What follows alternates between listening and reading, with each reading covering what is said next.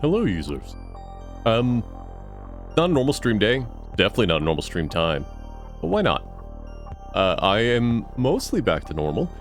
I think we're gonna finish Alone in the Dark today. I don't want to make promises, because I have no idea how long these final chapters are. But, if I remember right, there are 5 chapters, and we are partway in through chapter 4. So, with that said, what did happen last time? Edward Carnby found out that Grace was a kid that he was meant to rescue forever ago, which I believe he did. They made it a little suspect on whether or not he rescued Grace or she died with her father. I'm pretty sure he rescued her. It's actually very awesome to see because it is somewhat a reimagining of the plotline from Alone in the Dark 2. Just no weird clowns or gangsters. At least yet. We found out that, I cannot remember her name. The lady... The blonde lady that keeps showing up and making innuendo. I cannot remember her name, but she seems to know about our Dark Man and seems to be, at least, if not an allegiant with him, understands what he is, which is weird. Or, I guess, it may not have been her. It could be a manifestation in that world. We don't know yet. So, let me start up... Oh, I need a different controller. Let me hook up a different controller first.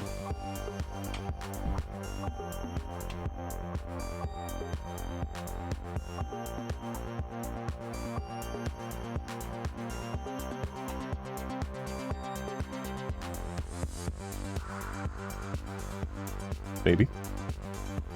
Aha. Start up Alone in the Dark.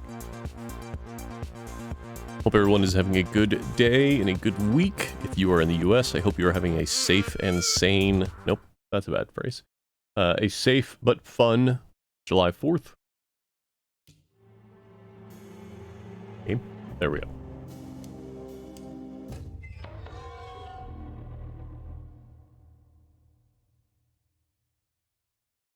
I have decided... I haven't really had any problems with it, but if we run out of ammo, I am going to bump the difficulty down just for the sake of progress. If we run into problems. What the hell was I last doing? Carnby had run their car off the bridge. He pulled Grace.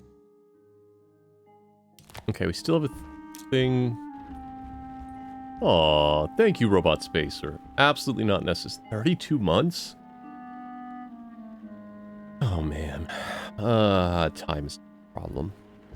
I gotta think about my... Is it my 2nd anniversary? Is that how it works? Started my 3rd year in this robotic frame? Man. Man. Alright. I gotta remember what the buttons are. What is the zoom in button? L2. Nope, L1.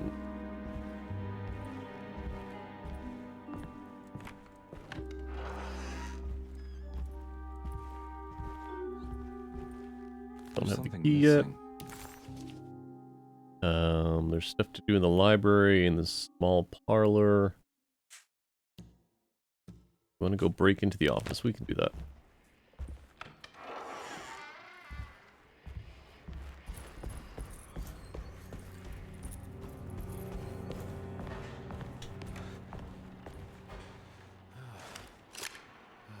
It is finally below 90 degrees here today.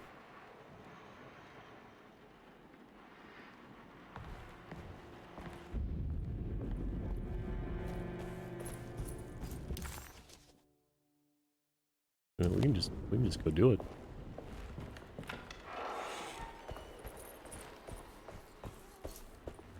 Hold on.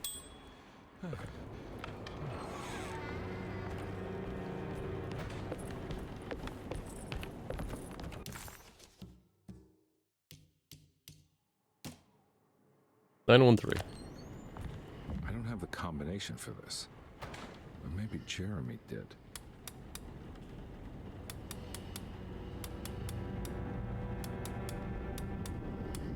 Nine. 1. 3. It worked. Weird place to keep your key. The empty room. The last guest in the empty room suffered from severe maladaptation. I must write this down, because if I understand the condition sufficiently, it could make me deny this fact at a later date. And there is reason for me to think I may come to suffer the consequences from this dysfunction, as some who came in contact with the guest seemed to adopt a new worldview in which everything was predetermined but broken. Upon accepting this worldview, some memories became unmanageable and later rejected. I do not know what this means. I cannot even remember the fate of the guest. I think they were simply misplaced one day and forgotten. Just like all documents pertaining to this guest, they have all been destroyed, or they never existed in the first place. Who wrote this? There has never been a guest in the empty room. Hello, Willow. Poor Willow's not been feeling great. I'm going to give her special food right now. She has an upset tummy. Hold on. I'm petting the dog. Yeah, there's a good... Okay.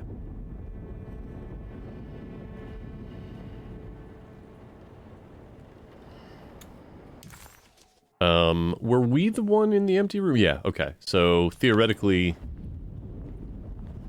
we had been here in the empty room, but we're still not sure if that's real or not. It's very strange.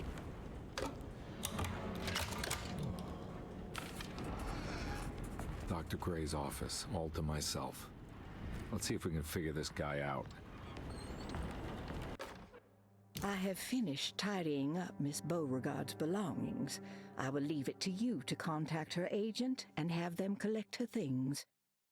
I found one of Grace's drawings she might want back, along with this key in her room, which I believe you've been looking for.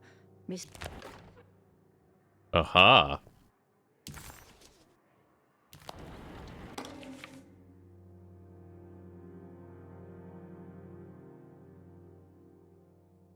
I think we already know that. This is where McCarthy has hidden my favorite young. It's very important. We just didn't have anything to get in there yet. Thank you.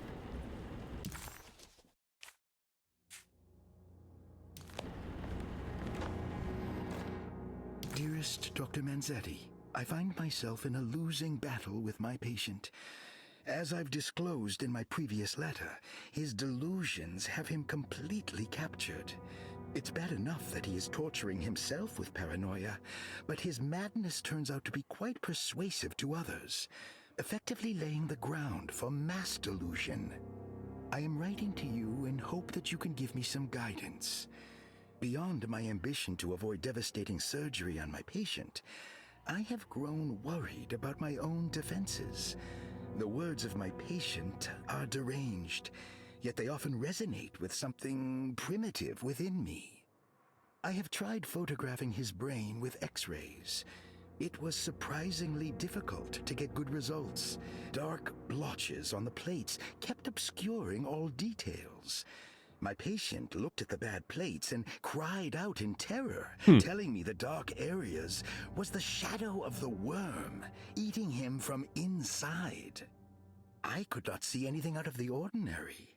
I hope this is a sign that my mind is not as receptive to the madness as I had feared. After further inquiry, my patient described the shadows inside his mind as some kind of chthonic monstrosity that wants to undermine his sanctuary. This is clearly a reference to a place he calls Teroea, a sort of library or convent that works as a psychological haven. With this imaginary haven threatened by this Chthonian, he has now constructed another, less pleasant hiding spot. Lately, he has been bringing up a metaphor of a steamboat that has run aground, that he feels like he needs to start the engines and reverse, but he is afraid that the hole in the hull would cause the whole ship to sink. I've been watching him turn this metaphor into reality for the last week. He knows it's made up, but he is doubling down, trying to make it a real memory. I feel certain that this is my chance to break through the barriers of his self-deceit.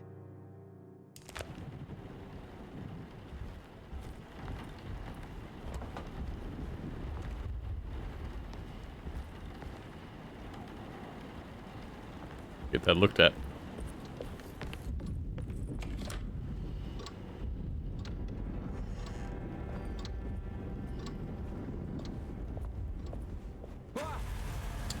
Well,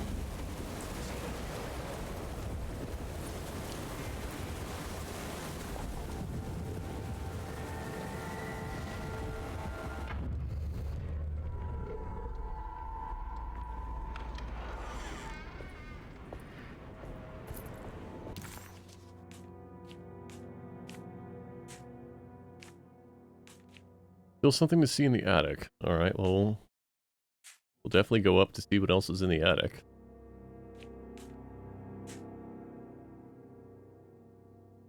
Wait, what?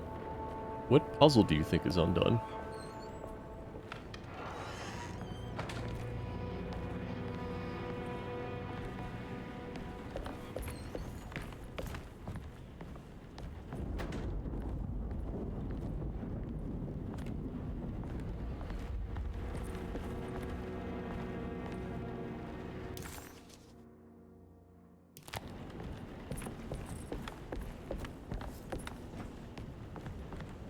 I'm gonna assume that's a bug.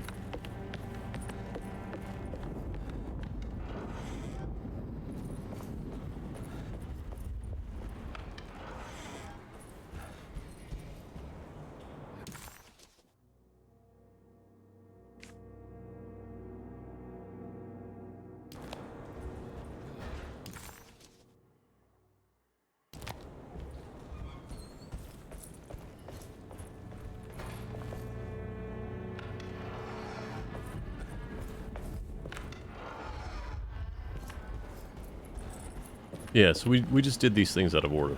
Okay.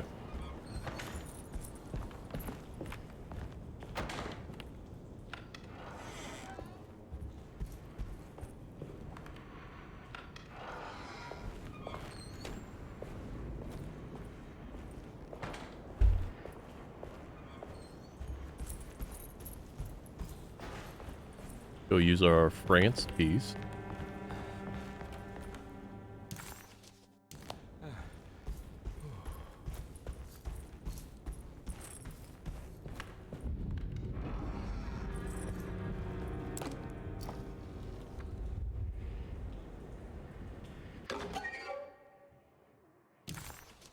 Interesting.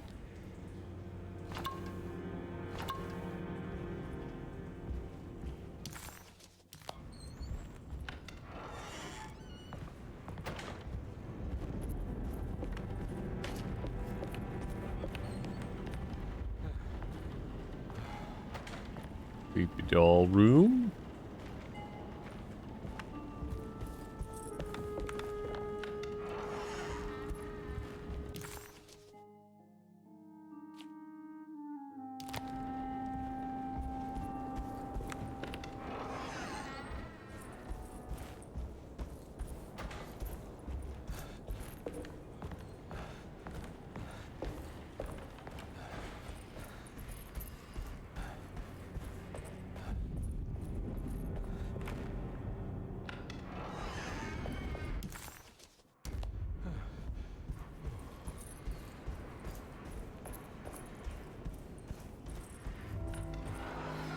I can't take this much more. This has to end.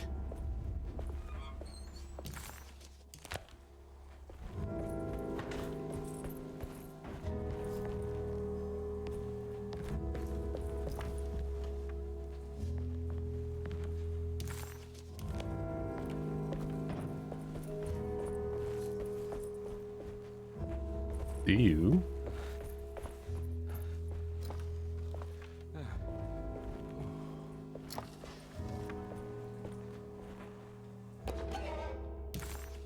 Ooh. Oh.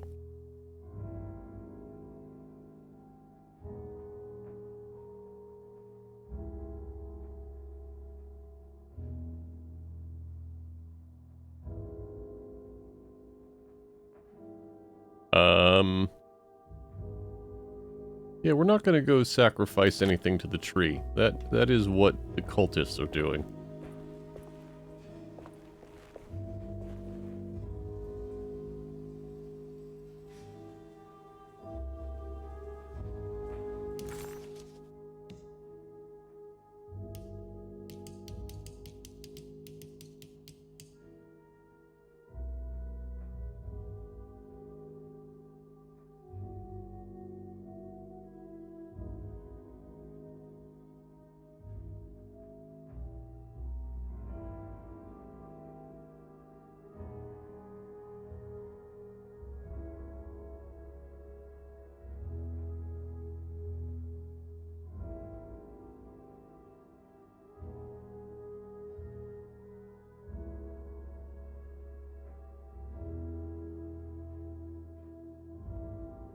Alright, checking Willow here.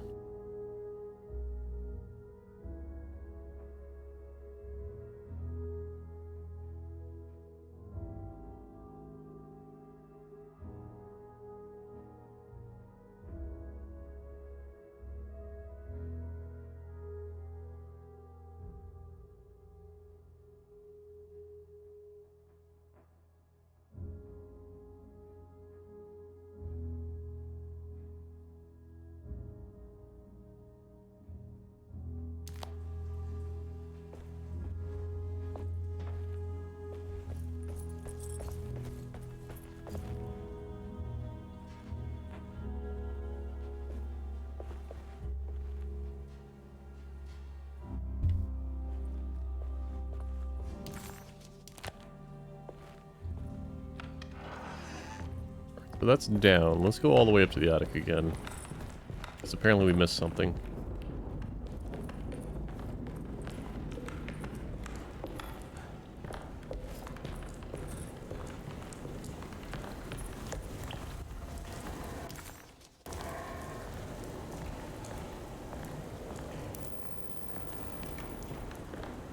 Oh no! We can't go back in the attic? That's gonna bug me forever.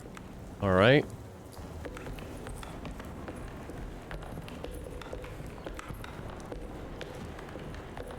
Well, we lost something there.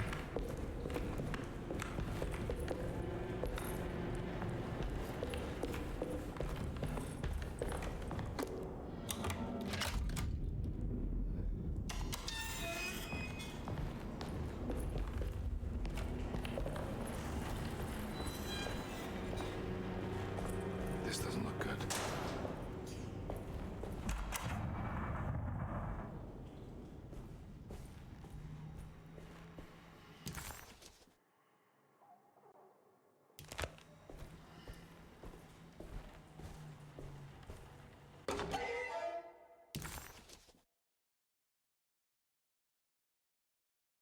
Certo stands on a breeding ground for the grotesque. A temple devoted to rebellious growth, the most ugly and cancerous side of nature. You may be able to shield your psyche for a while, but rest assured your soul will come to pray to that hideous god in time. That is the story of every man and woman who gather around that ancient arbor. They all croak, bark, and bleed. Their own bodies are afraid, and they wish to repel the evil those words conjure. Instead of a blasphemous name, they gossip and hush whispers the names of Deserto, Darte, and the Black Coat of the Woods. Huh.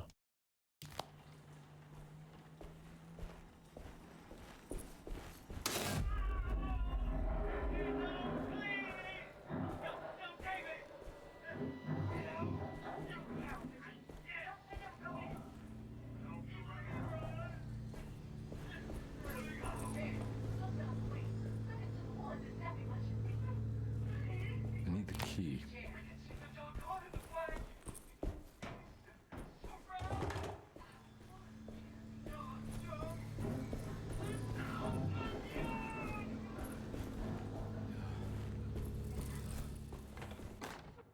Radiography. Patient Jeremy Hartwood. Date June 14, 1930. Plates. Jeremy's skull proved difficult to capture properly. Partial radiographs worked best. A complete picture of the brain can be assembled by piecing 3 plates together. Observations. Even when looking at an assembled version, a shadow covers significant parts of Jeremy's brain. Possible Well, tumor, but more likely that the equipment is failing. Jeremy reacted strongly to the pictures and claimed to see a giant clay worm eating and displacing his memories. Notes. While this exercise has left me nowhere closer to an answer, I feel confident that a Burkhart lobotomy should sever all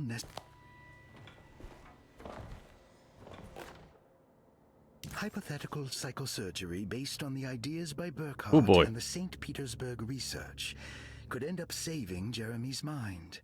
Severing the connections around the frontal lobe Yeah, would because it certainly makes them brain solve dead. most mental afflictions. The procedure would be brutal in performance as well as in efficiency. An ice pick pushed through the edge of the eye and into the skull would untether the nerves like Alexander cutting the Gordian knot. As this would likely leave Jeremy in a very different condition, all other paths should first be explored.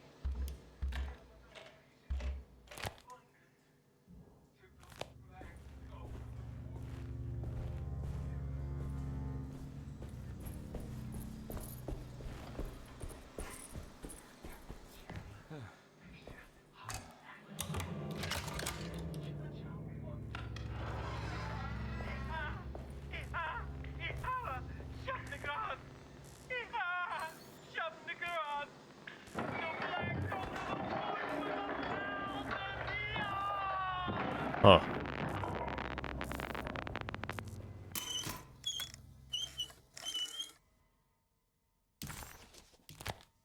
Don't mind if I do. Am I gonna open this door or be somewhere different?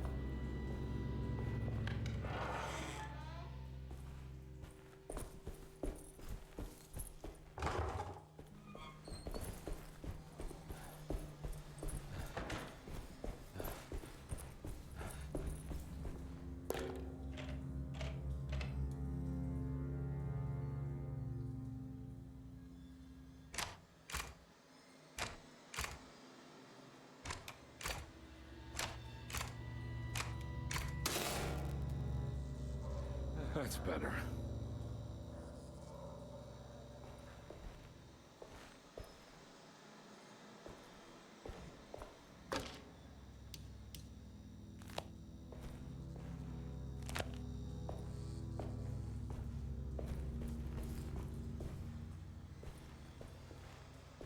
Stable Deuce mentioning that a lobotomy doesn't necessarily leave them brain dead, but usually not a good result from doing it.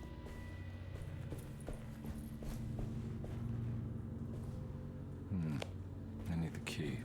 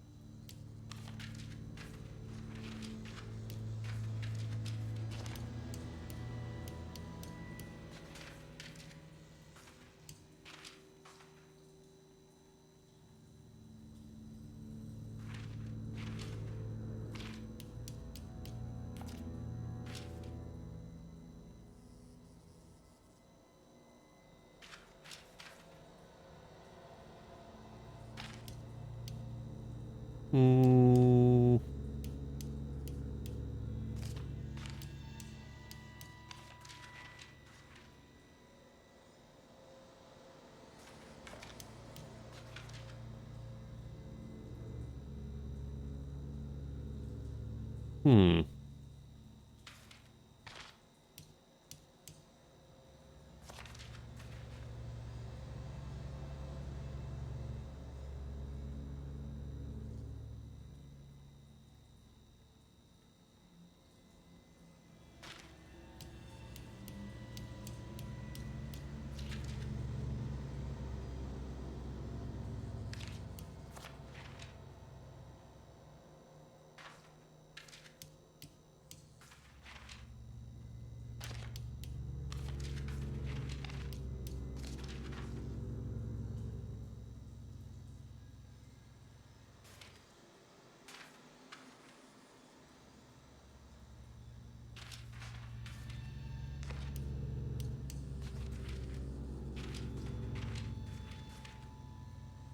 It clearly has his name on it. I feel like this is the right one here.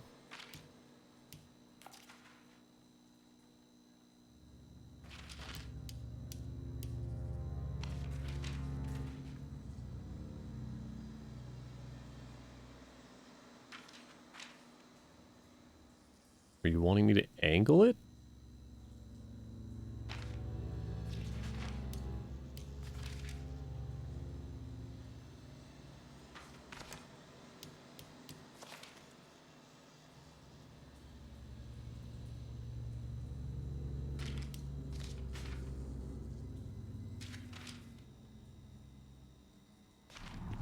Okay.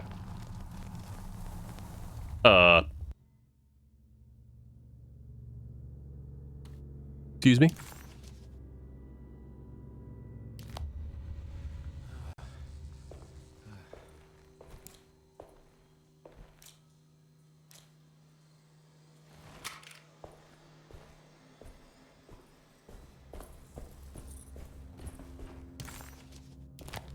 Yep.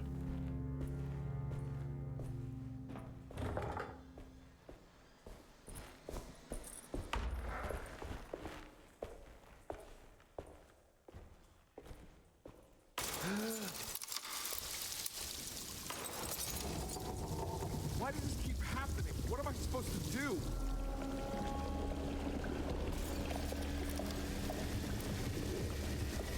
Time to go.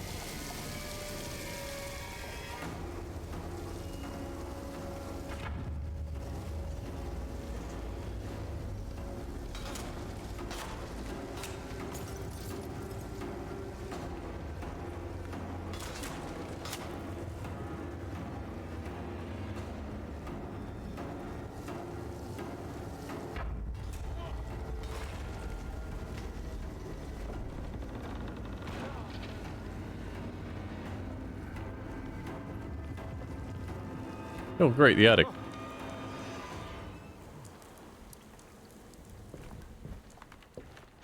And we're back here. Oh, perfect time to have a look around this place.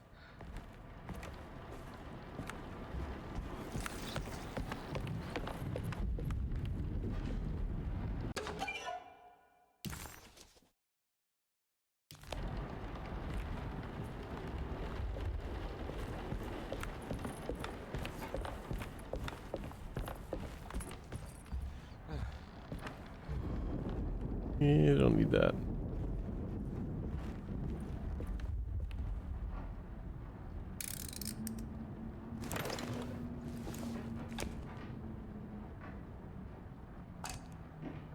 Puzzle time.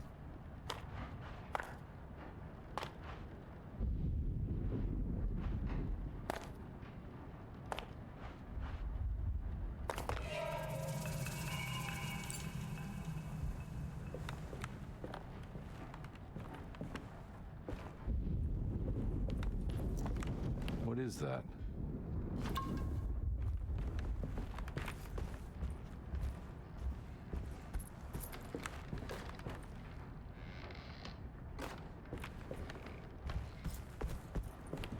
Six, four, one.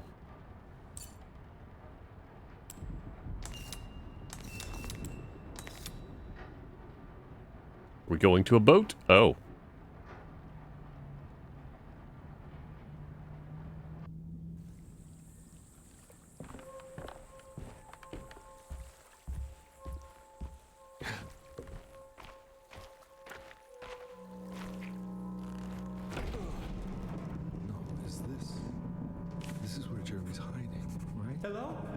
Is anyone there?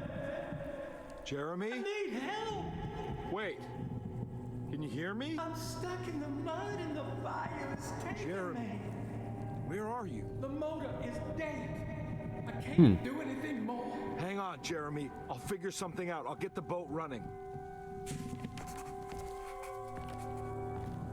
Jeremy was calling out for help, but Combi couldn't figure out where the voice was coming from.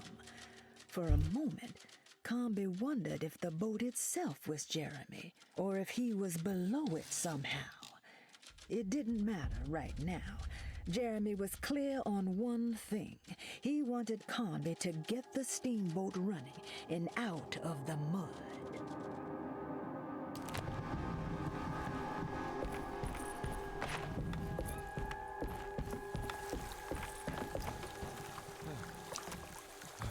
Could really use some pistol ammo.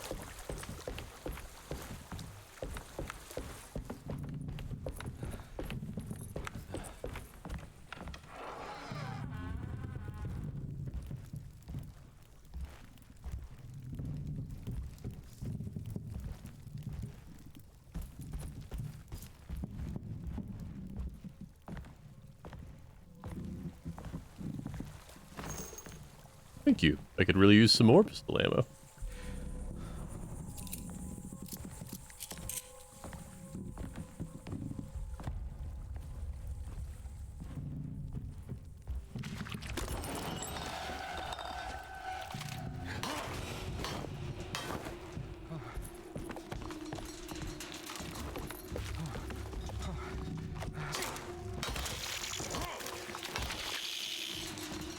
Go to hell. Oh.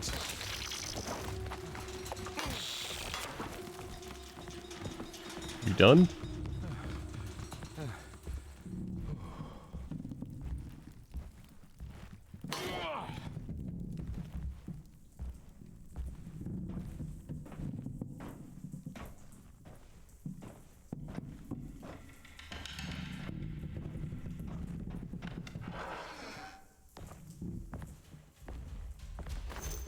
Thank you.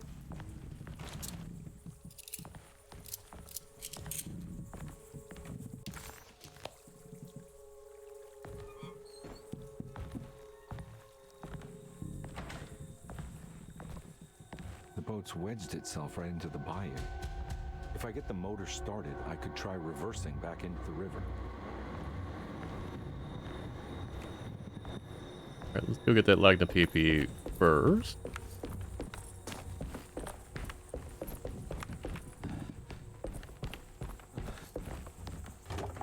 God damn it. Let's go up then.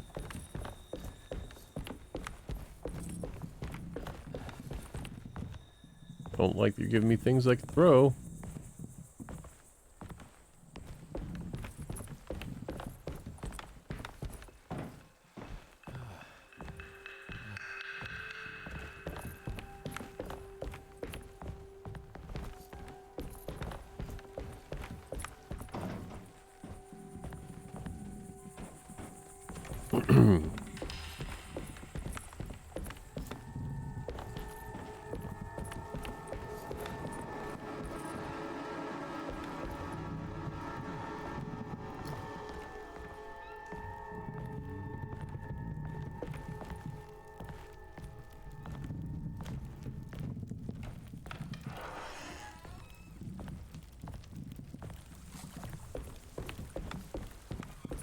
Thank you.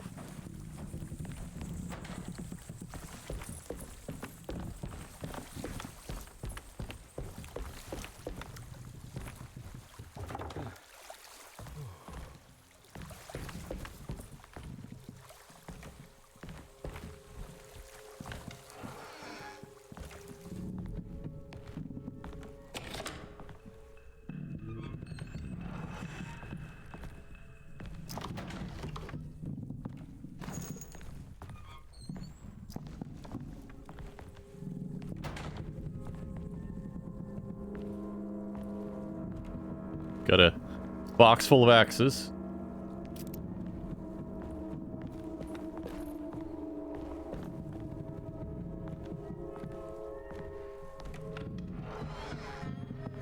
Good to know.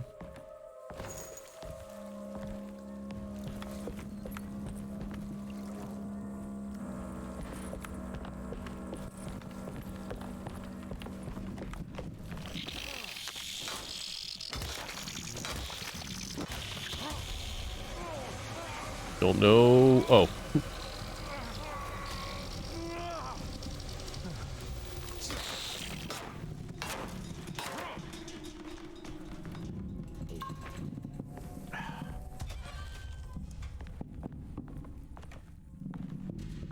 You're telling me I came here for nothing.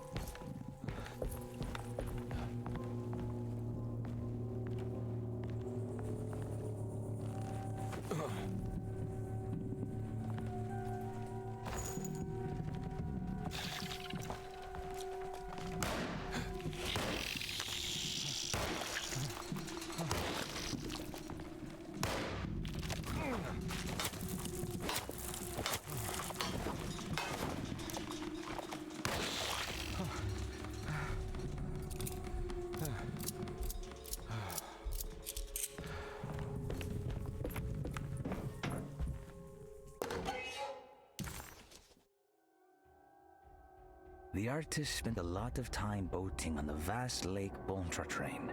Poetry, painting, photography, everything seemed to become better by the shimmering water and the opalescent sky. One night, as the sailors returned to their settle, they found a masquerade ball taking place.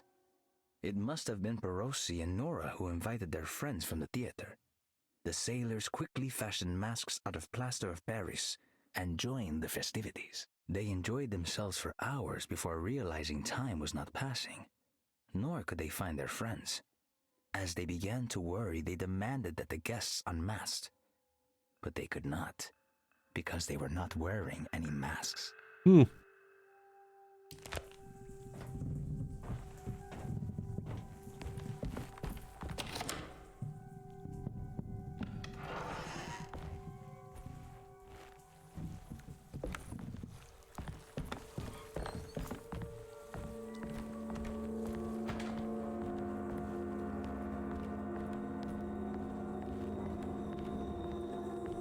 Well, this boat's seen better days. Jeremy, where are you?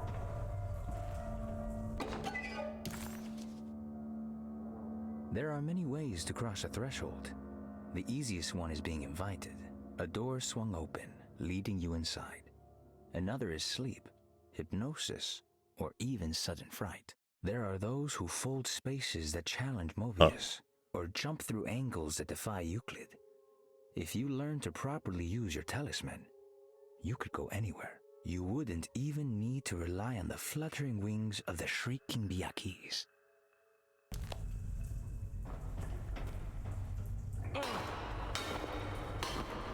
Well, I sure would like to break those eggs.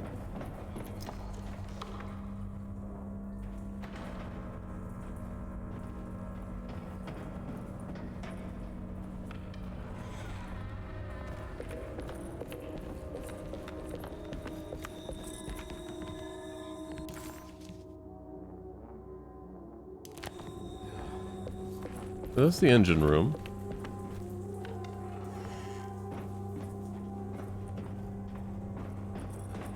I can't step over here. Let's go back up and look around again.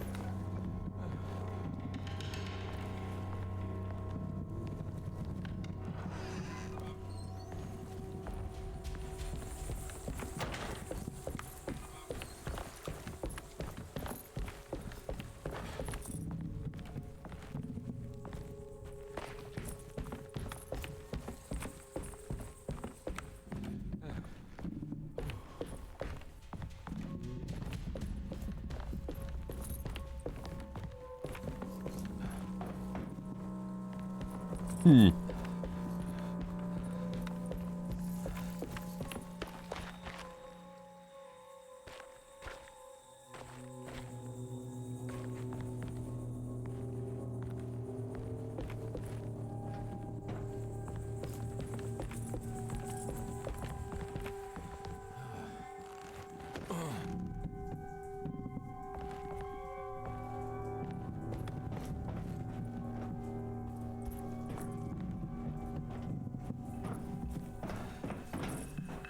Hmm.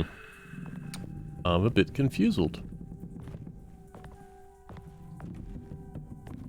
Yes, how do I... We were already in the wheelhouse.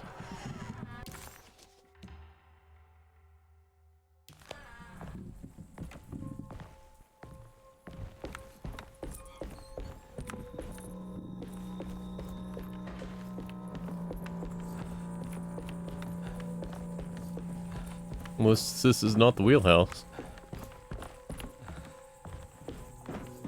Hey, Unseeker Crush. How are you doing? Get you a proper shout out here. That's the wrong... That's me.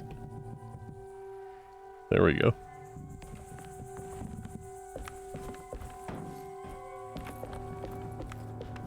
Hey, this is the wheelhouse.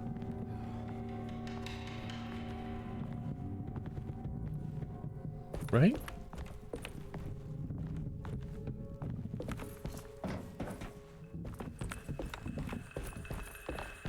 Maybe not, I guess.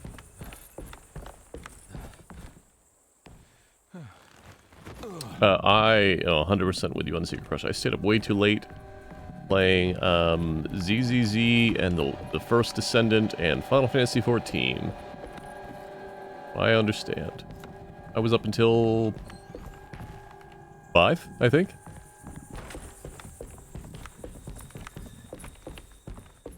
Alright, that's the engine room.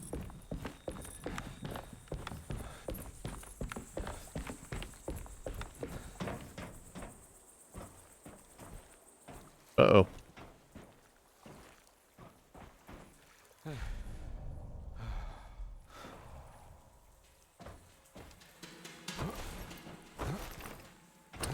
I'm stuck on the geometry.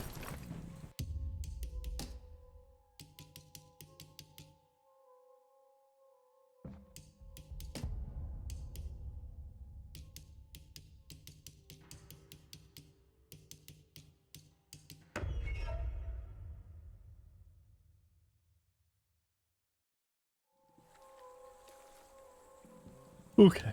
No, we're definitely not leaving an offering at the Whispering Tree. We're good.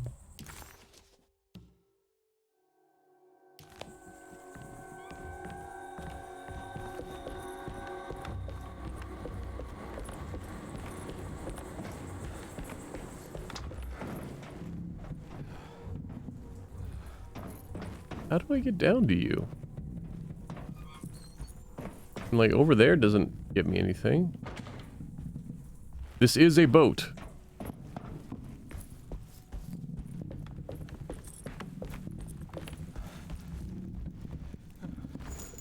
Ooh.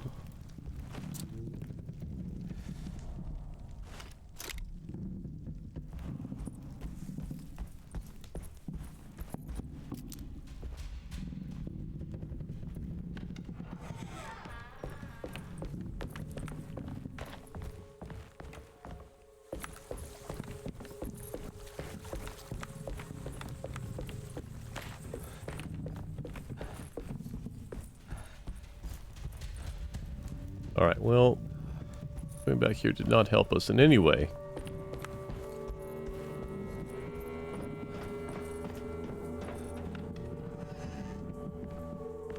Chat, if you see something that I have missed, I will take that information at this point. But no direct guidance if I just haven't found it yet. Like, why would we come in here? Just for that note?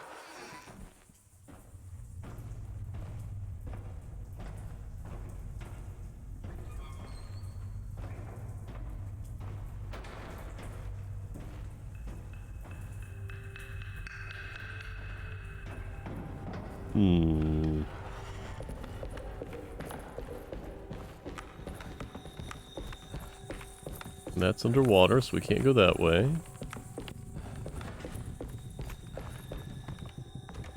Can't do anything over there.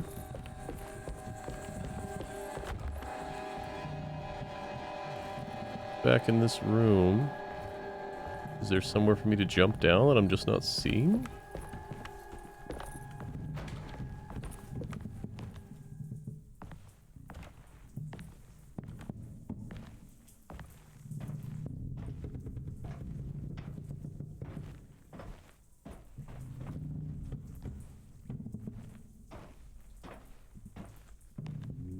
Door that I cannot open.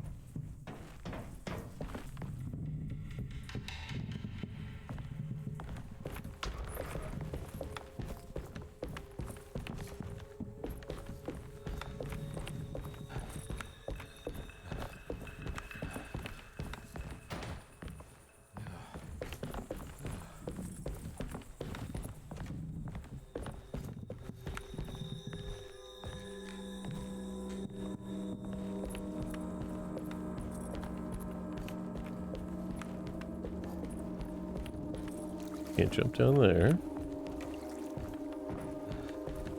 We can jump down here, but that just brings us down to where we were earlier.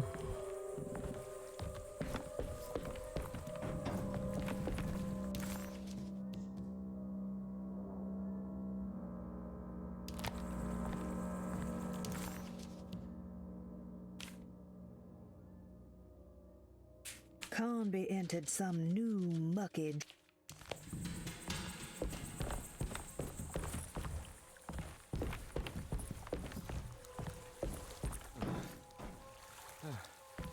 I think there's red up here.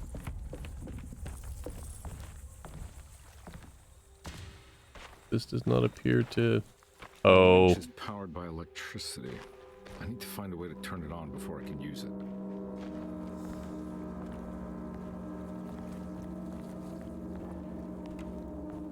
This is the end result.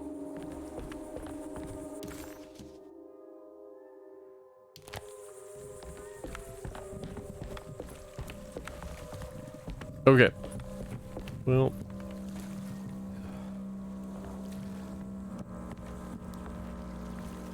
Wheel room.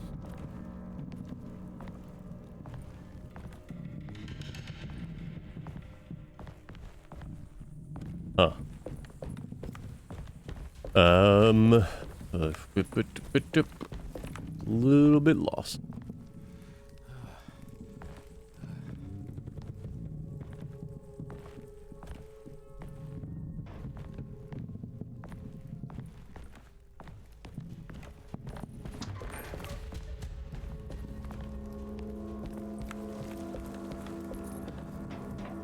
Looks pretty weak.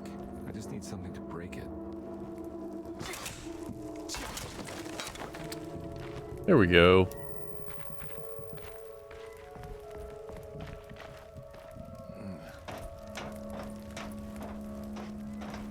Wrong way.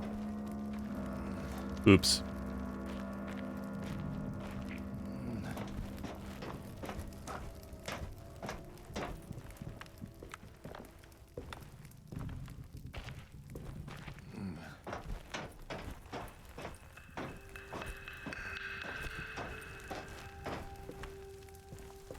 Like, I don't know that this ship is gonna fare well if we can actually back up. Oh no, is this to a boss?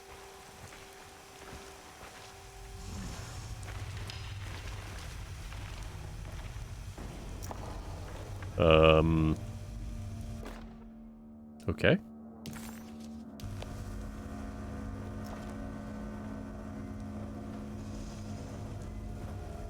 This definitely needs fuel.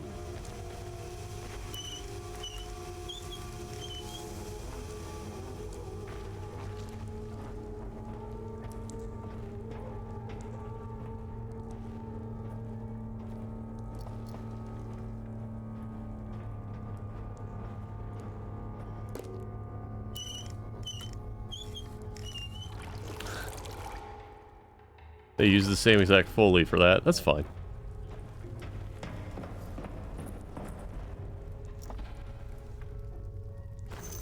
Thank you.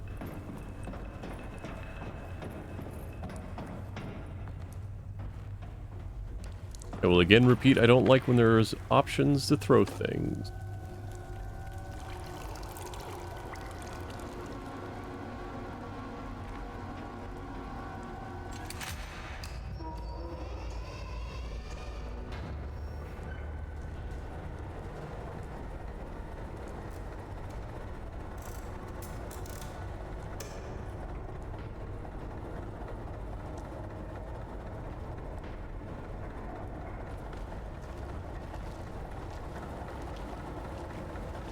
Sure, it'll be all normal once we get upstairs, right?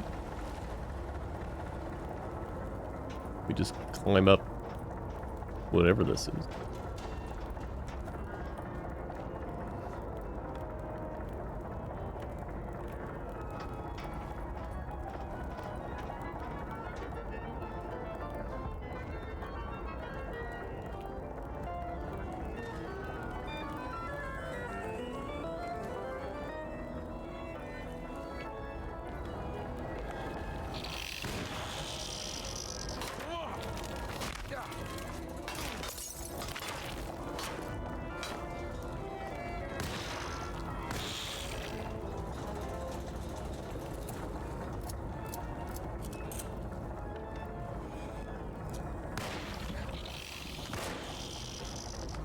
You know what? Fuck that.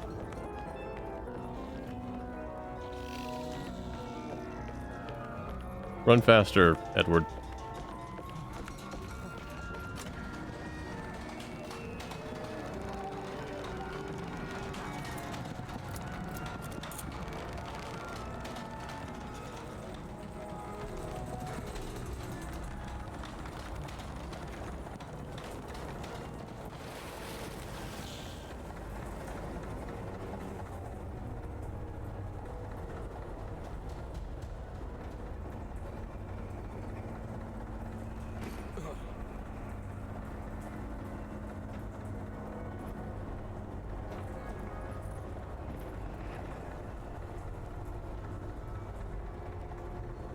I'm sure this is fine.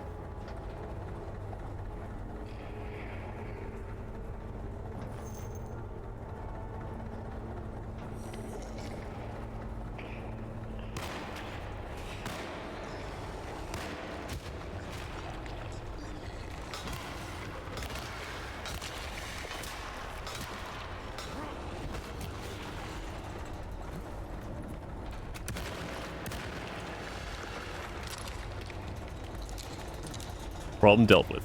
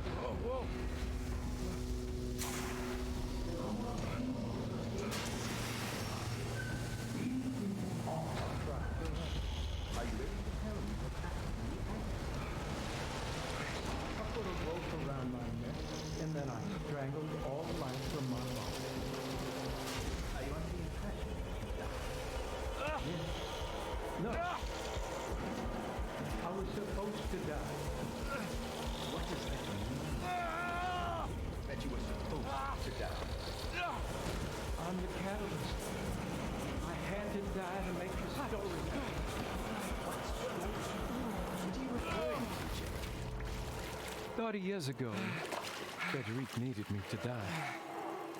What? You're not making any sense, Jeremy. Find your focus. Hey, I cheated everyone. I didn't play my part. Hey, I escaped my doom, my destiny. Again, find your focus. Hey, I'm right here. What the hell is going on? Now everything is wrong. Nothing is in play. I'm right here. Calm down, Mr. Conby. What do you want?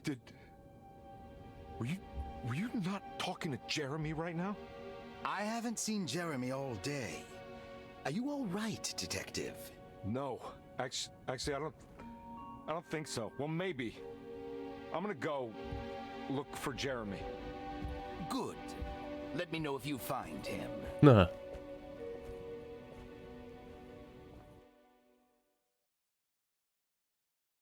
When That was therapy makes it Jeremy's worse is the trophy we just self-deceit, got. a steamboat stuck in the mud? I'm not gonna pretend I understand any of that. What a bunch of psychoanalytic nonsense.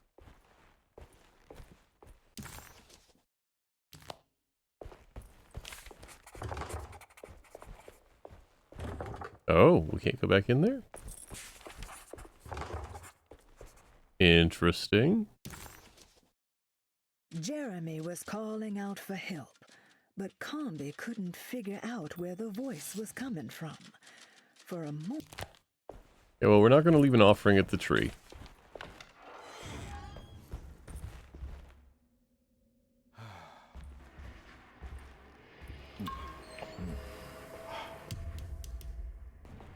Oh boy, I can't save.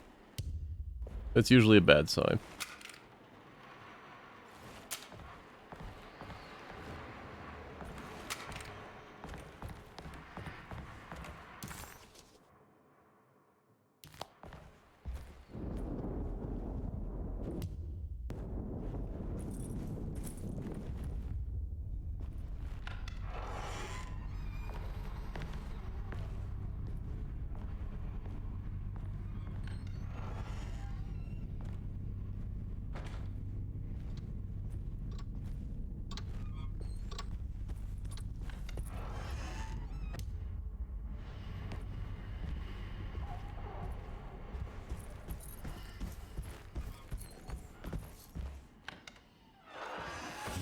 Detective, am I glad to see you. Lock the door, will you? I don't think Dr. Gray would appreciate us snooping around. What's going on here? This feels so strange.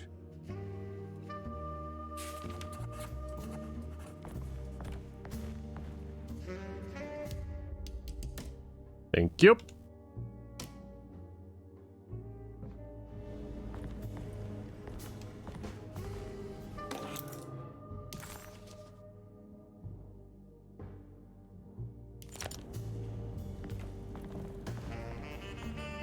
Have you found anything? What? Yeah, I've seen some things. Okay. Let me know if there is anything you want to talk about. You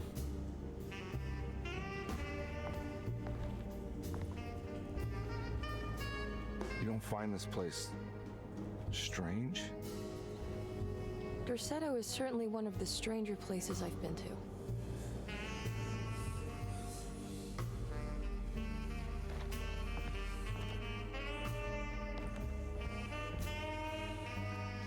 This room feels too real, hyper real, more than anything I've ever experienced. Okay. I don't see what you mean. Forget it. I gotta get back to breaking the contract. Yeah, that's what I was doing.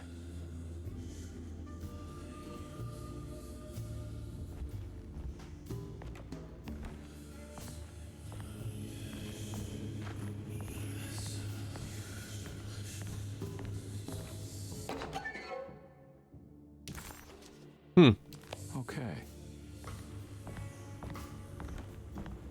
There's a book missing.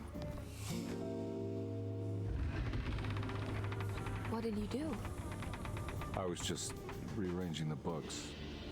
Well, come on, let's check it out.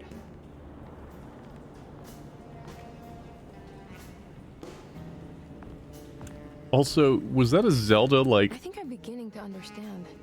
Dr. Gray is dealing with some kind of mass delusion. Zelda-style puzzle solved alert? Can we talk about what's on the floor? Good to finally meet you, Mr. Hartwood. I'm here on the behalf of your brother Philip. You were expecting me, weren't you? Yes, you're from Dorsetto, no? That's right. I just wanted to ask you a few questions to see if there is anything I can do to help you and your family. Okay. I understand you're full of imagination. You make up a lot of things. I suppose. And you obsess over them, blurring reality. I'm gonna sneeze, hold on.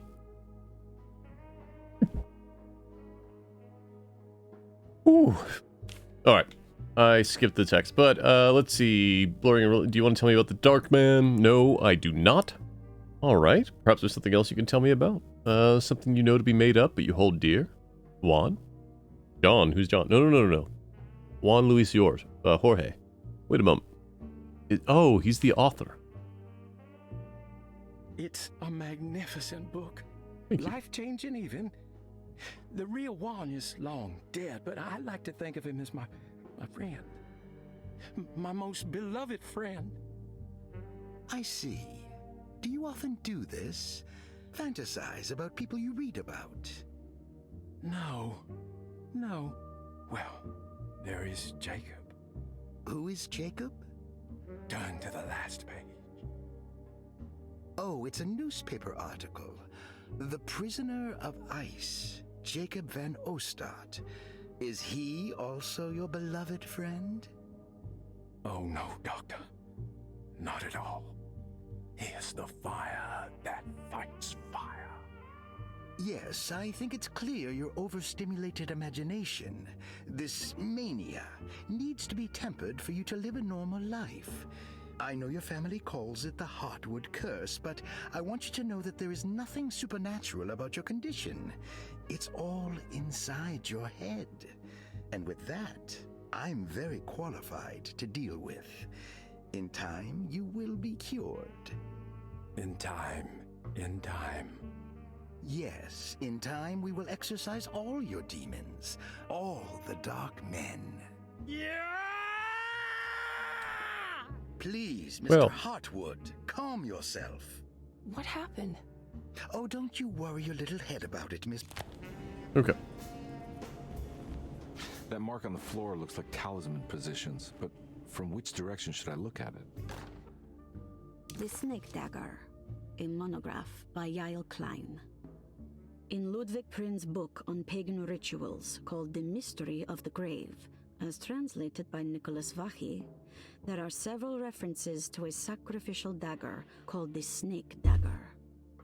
It has long been thought of as a poor translation of the original text, that it would be more appropriate with worm dagger from the Latin vermis cultrum. This seems natural following the recent consensus that the original title of Prin's book, De Vermis Mysteris, should literally translate to the mystery of the worm. However, this would take away from Vachy's great effort at translating the underlying meaning of the words and revealing several cultural beliefs. While Prin certainly was using the term worm as a symbol or synecdoche for death and the dead, which is made clear by the contents of the book, in the case of the dagger, we shouldn't be too hasty to dismiss his translation. Reading through Vachy's correspondence with his patron, it appears that he had more than just the Latin text at his disposal. Vachy had dug up Prin's living relatives and uncovered several cross-referenced historical texts and an actual snake dagger. The dagger was dated to the early Middle Kingdom of Egypt and had such a clear shape of a wave that Vachy considered calling it the sinusoidal blade. Knowing the full story, it seems prudent that he chose to translate it as snake and not worm. There are several reasons why this choice of word helps us understand the pagans that Prin's book attempts to describe.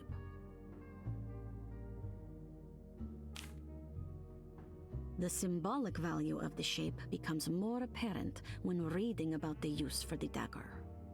In the passage of possession and exorcism, we find the snake dagger poisons the poisoner within the victim and is therefore pacified.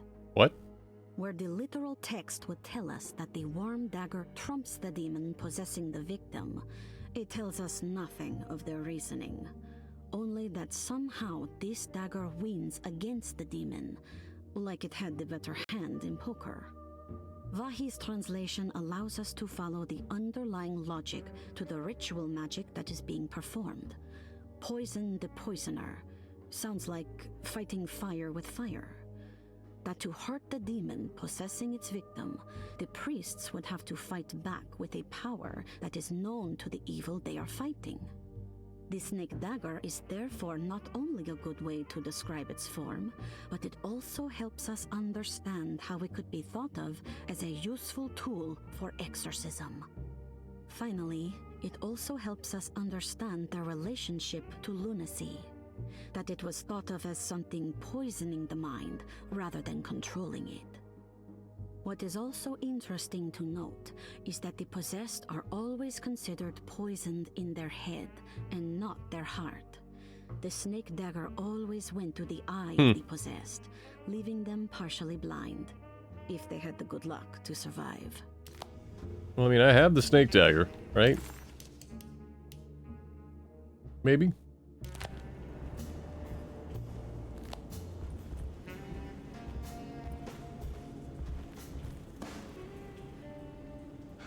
What were you saying about mass delusion? Derceto seems to have a deranging effect on people living close by. It has a history of creating cults devoted to some nature goddess. Even the name Derceto refers to the cult existing here before the Civil War. Derceto was the name of an ancient fertility goddess worshipped in Syria. Dr. Gray and his friends, however, seem to prefer the black goat of the woods with 1,000 young, or Shub-Nigroth. And that name can only have come from my uncle's twisted mind.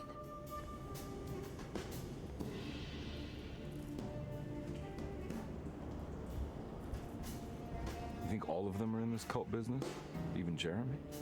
I'm not sure any of them have a choice at this point. We just need to find a way to stop all of this.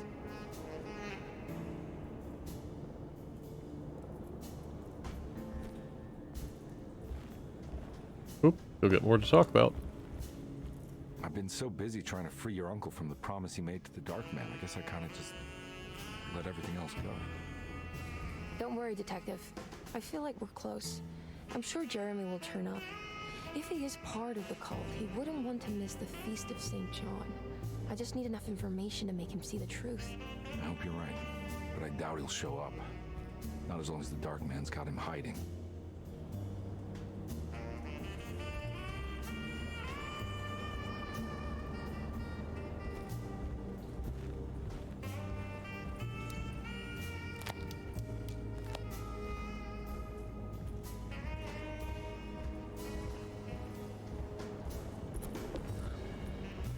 Nope.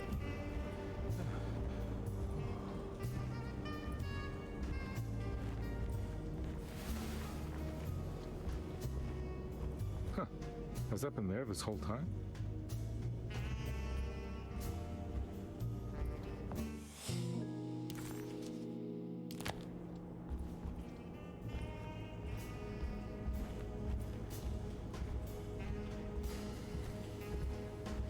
I also appreciate them putting these rooms into fixed angles, like the original game. This is the only time we've been in a fixed angle so far.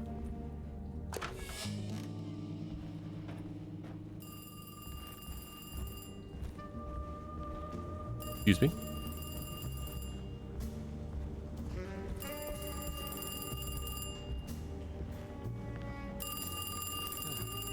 Have I read a book that kills me when I read it? No, not yet.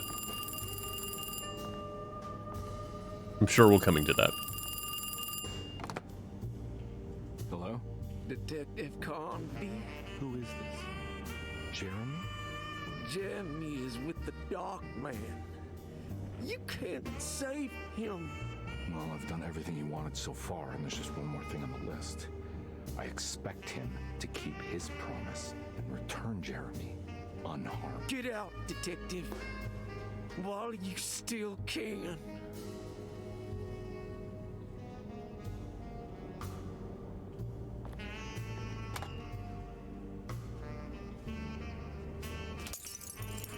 Excuse me? Wait a minute. Oh, it's the door. Okay.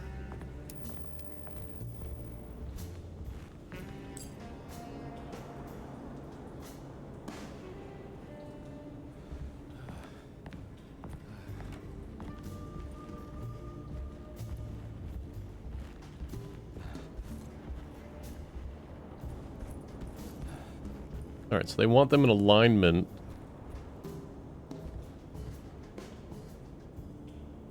I don't see... facing 2 daggers or something like that?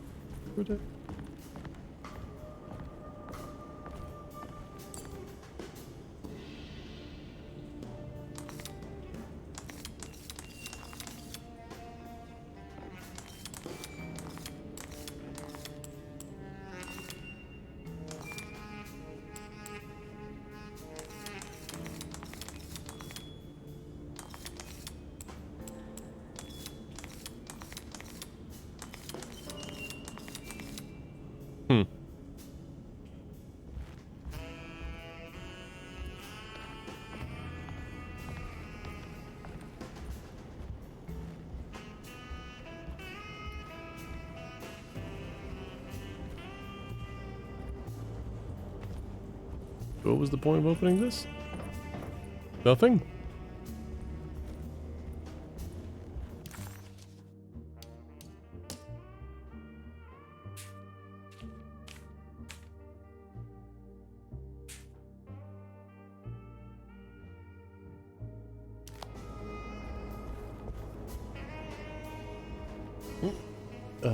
Maybe it's not arrows, maybe it's the gaps. Right, so we got...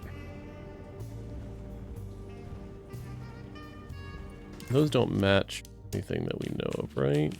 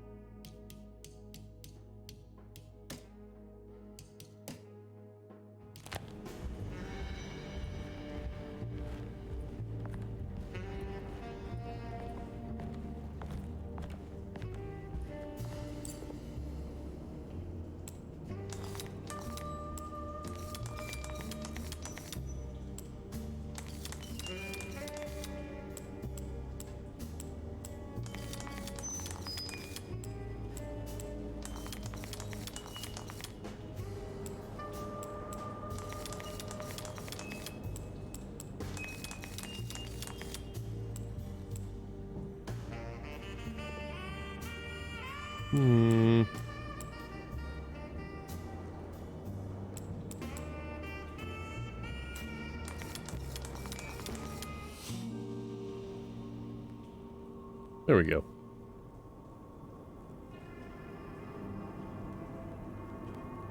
Hey, Emily. You ever seen The Lion, the Witch, and the Wardrobe, or read the book? You okay? You look a little frazzled. Just stupid telephone. I know. I tried calling the police earlier. The telephone is completely dead. It's not... Yeah, no, the telephone isn't working. Hey, Emily. Miss Hartwood, I think you're gonna want to see this. Is there something in the closet?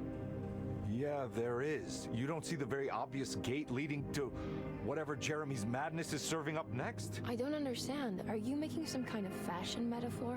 I'm sorry, I don't have time for this. Can you just tell me what you're doing? You don't see this. It's fine. It's fine. Catch you later. Are you going inside the closet? Yeah. You got a problem with that? No. Do what you think is right. No, don't walk. Sorry, I didn't mean to. Goodbye, Miss Hartwood.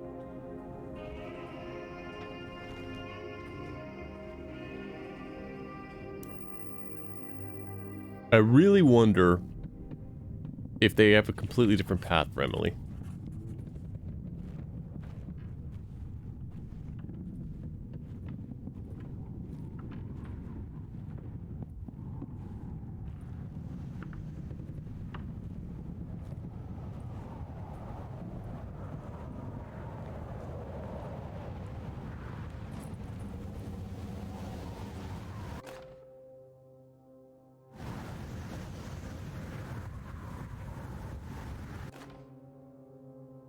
Another weapon?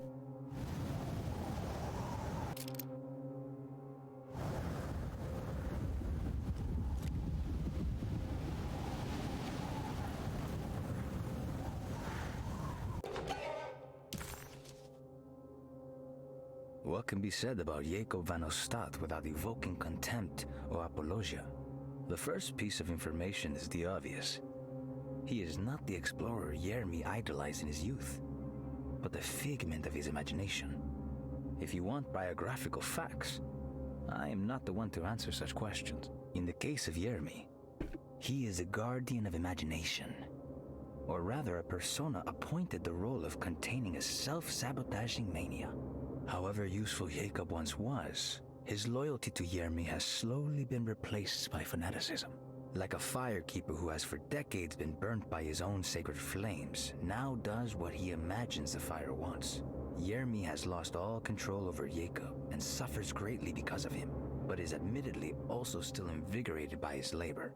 In the plainest of words, Jacob keeps Jeremy sick so he can remain Jeremy. Huh.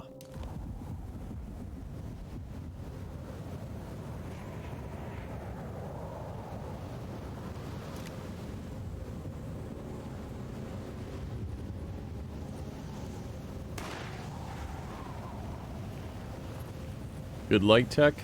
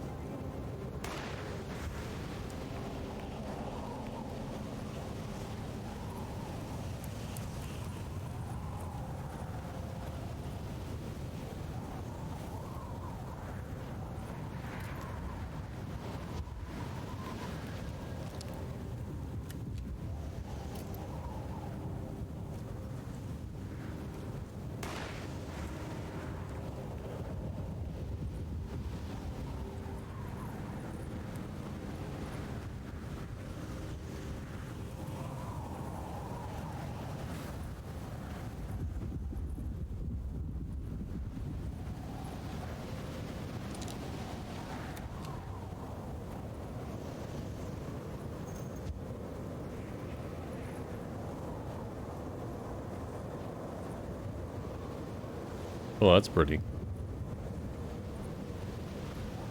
What am I looking at?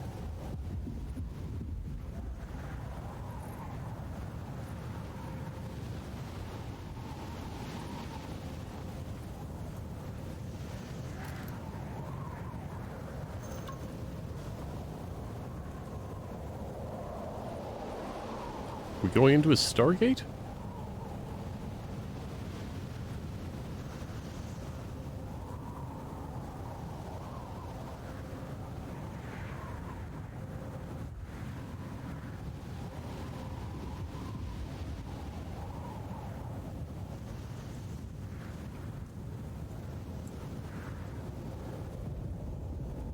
Also, I'm not walking slow. That's the max speed I can do.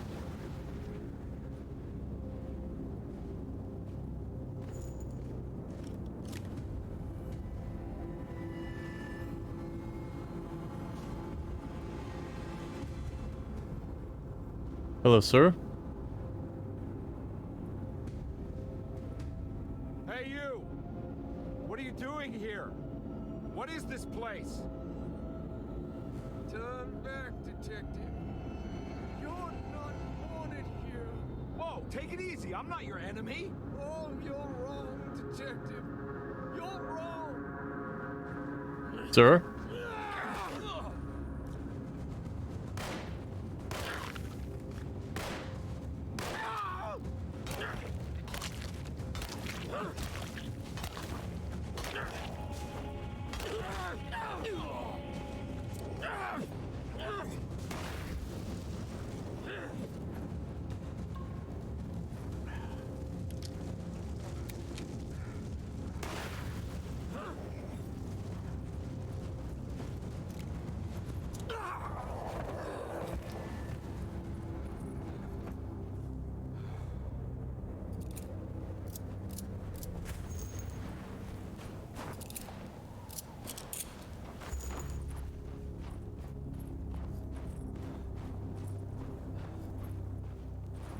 Why do you have all like a Cthulhu mouth?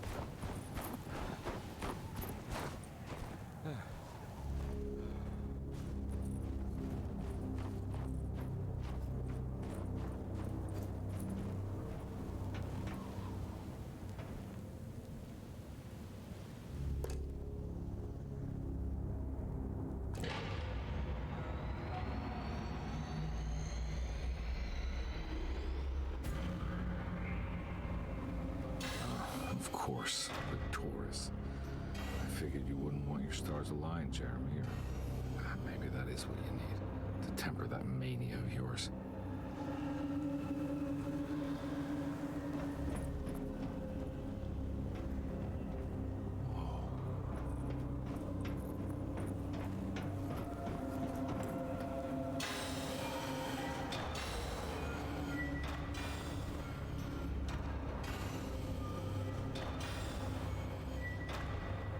You want the Taurus?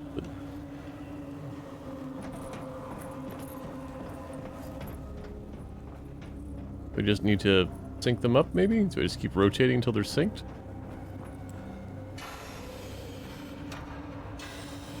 Well, they're not... No, the middle ones are not moving. Okay.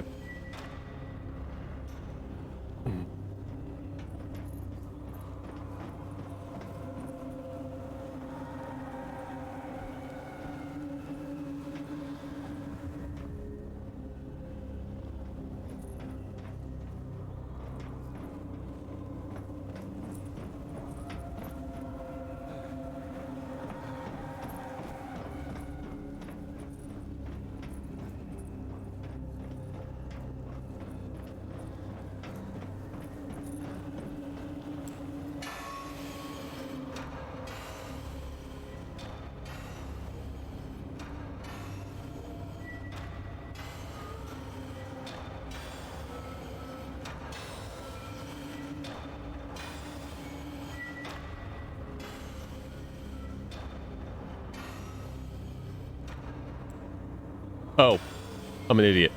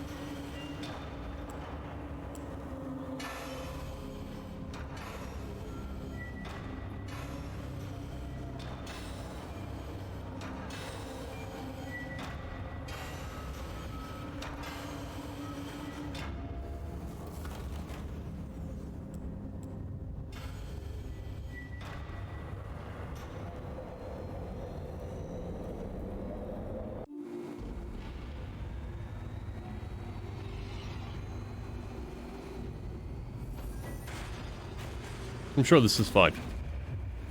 Oh.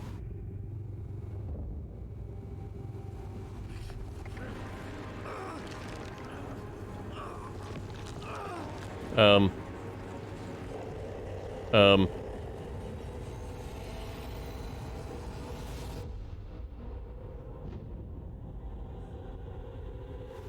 Got a wacky, wavy, inflatable tube man.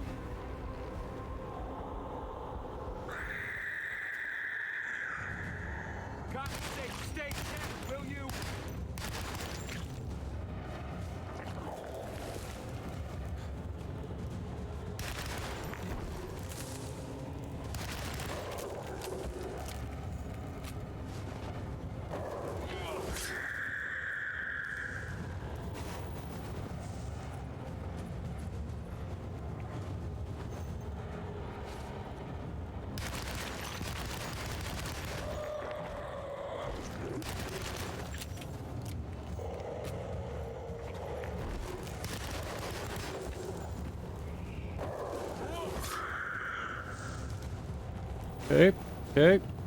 Give me that.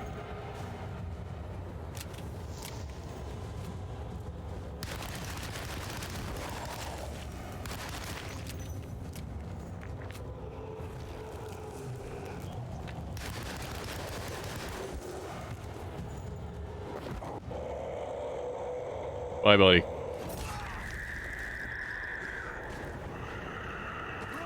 Oh, oh. I needed that dagger back.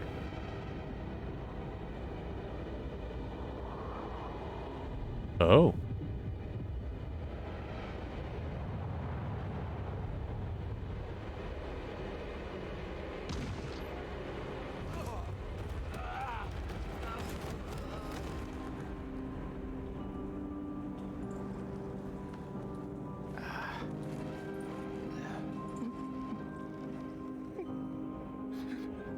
Jeremy? Oh boy.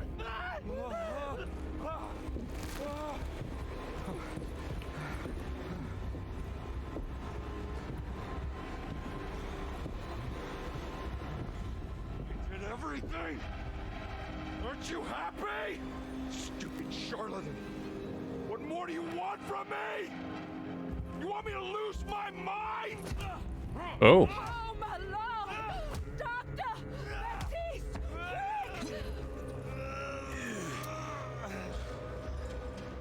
Jesus. What are you thinking, compadre? Huh.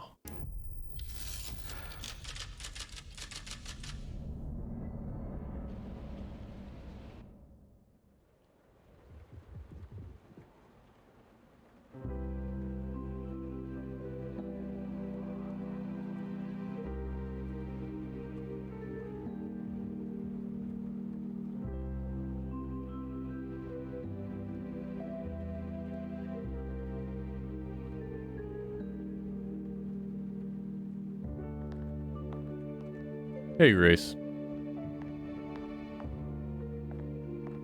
You awake? You are awake. Mr. Conby's up. Hey, buddy! I thought you'd be knocked out for the rest of the night. Come on out and join us, will you? I'll save you some gumbo. Why is Grace at a different frame rate than everything else? Good to have you back. You gave us all a good scare. What happened? You had a psychological breakdown. Sorry for manhandling you, but you were being violent, you see. You stabbed Jeremy and then punched Dr. Gray. Are they okay? Jeremy's a little strange, but everything's back to normal. Really? All thanks to you, combat. You want to try standing up? So, Baptiste definitely knew something was up, and so did his sister. Well, if it isn't the hero of the day. How are you feeling, Detective? Never better. How about you two? Hey, Jeremy, I didn't do too much damage, did I? Things are fine. Very quiet. What's up with him? Painkillers? No. You see, despite you having the finesse of a one-eyed butcher, you managed to lobotomize dear Jeremy. I did what? It's actually quite impressive.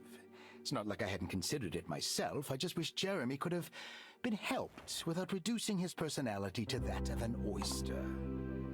But he's gonna live. Of course.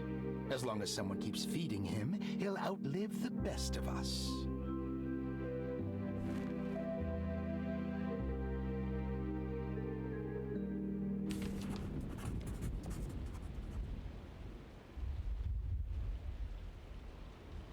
Does Emily know about Jeremy's condition? Yes. She seems to be handling it quite well under the circumstances.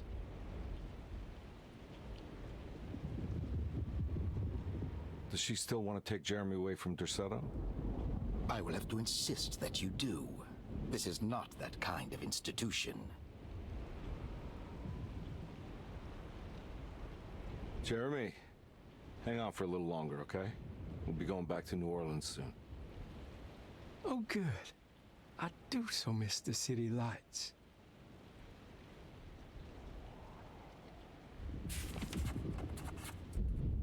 Case closed. Detective Convy had found Jeremy and brought him back to Derceto. He worried that Emily wouldn't be all that happy with his performance, considering Jeremy's impromptu brain surgery. Maybe she would refuse to pay him in full. It was the kind of thought that would normally infuriate Conby, but right now he just felt happy to be back. No matter if he would be seeing the $150 or not, he couldn't wait to rendezvous with Emily and go back to New Orleans.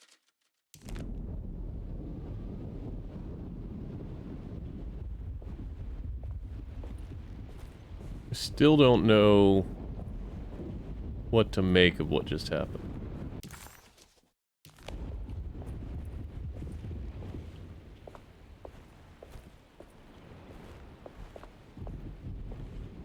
Hey, Ruth. Glad Glad to see you made it back to Derceto. You too, Detective. Make sure to stay for the festivities. It's no Mardi Gras, but it ain't bad. Because other people have seen the events beyond just Carnby. Was Dr. Gray always the Dark Man? You seen Emily around? I saw her packing some things into that old jalopy you arrived in about an hour ago. I'm sure she hasn't given up on you yet.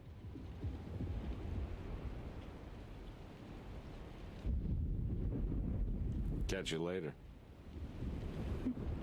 Looking forward to it, Detective.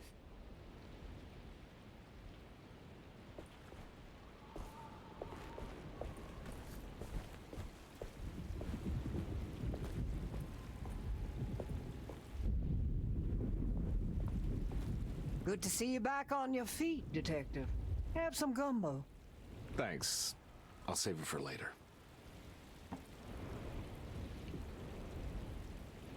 Yeah, I don't know that I would trust food from here either. Seems like everyone's in a pretty good mood.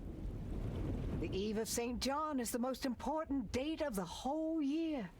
It's the only day when the black goat of the woods tends to her young.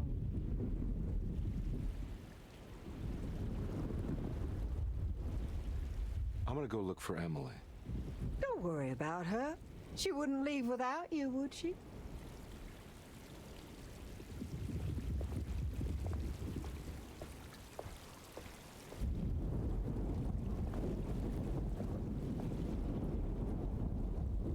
All right, tell me, what the hell's about to happen here? Every year we have a little turn the page ceremony by the tree. It's symbolical. It's like life has its cycles of grief and happiness. You know? Just like a tree facing the seasons. Things change, but remain the same.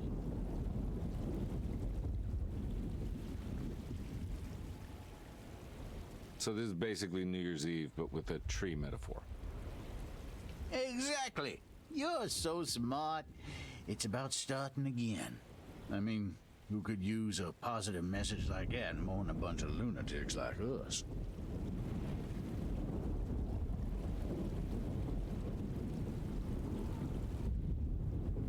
I get the feeling some of you think this year is going to be special. Any idea why? Well, we got some new words, thanks to your buddy Jeremy, and some other changes to the program. Let's just say we're all in this year.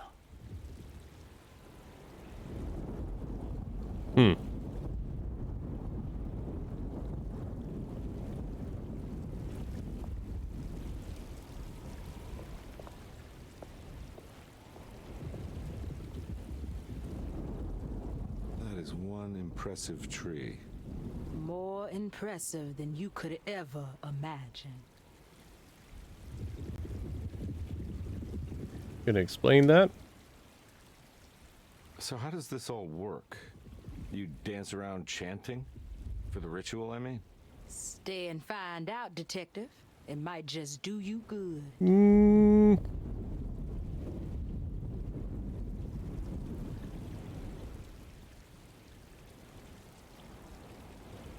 You haven't seen Emily, have you? No, Detective. I haven't.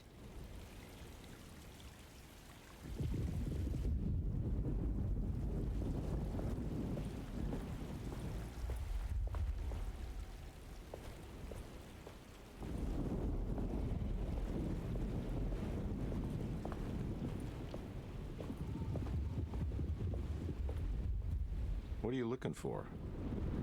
Just keeping an eye out for the storm. Radio says it could be a wild one.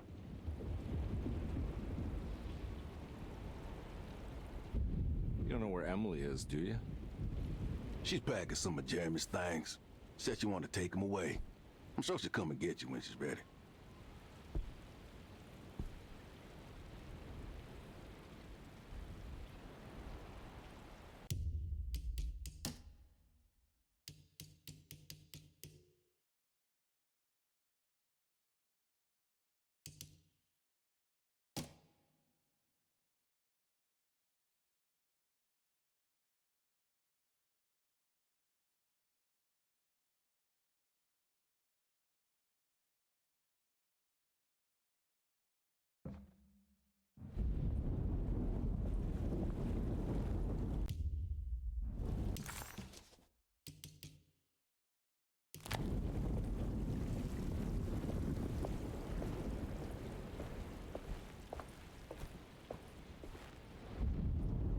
You alright, Grace?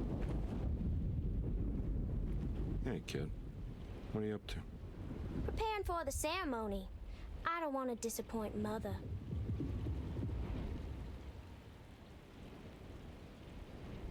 What's your part in this? I'm the Cabernet Corn. It's very important. Only I can settle our debt. Oh no.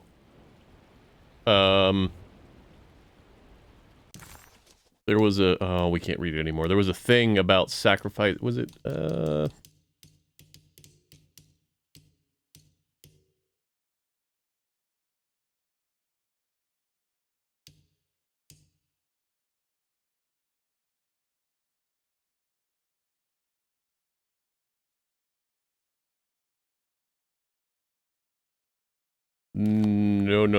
We are not sacrificing Grace. I had my doubts, but you are in the right place, Grace. I think you might be right. For once.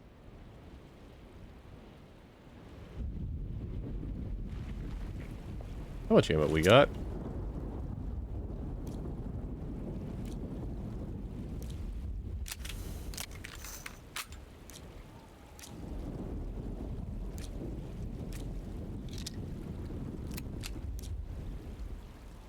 I'm sure it'll be fine, right?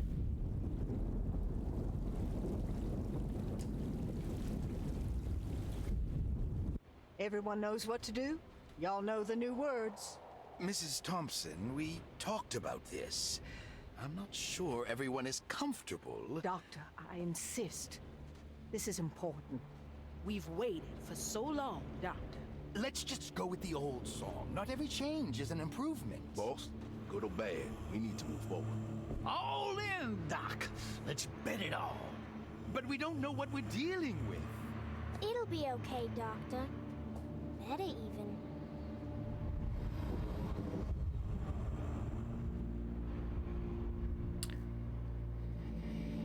Yeah, so the Dark Man may not have actually been evil. Hell, there are praises in abundance to the black goat of the woods. Hear us, Mother. Take pity on us. Take pity on us. Ever there are and abundance of the black goat of the woods. On us. Hear us, Mother, and take pity on us. Take pity on us.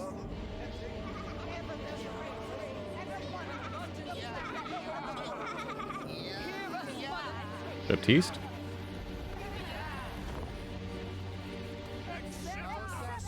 Grace? Grace? Hey, hey. Are you crazy? Grace, stop!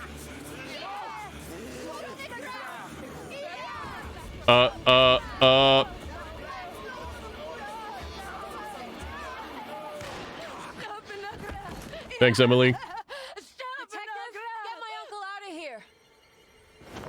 Yeah! Jeremy, come with me. Get over here. Yeah. Grace, come on. Jeremy, come here.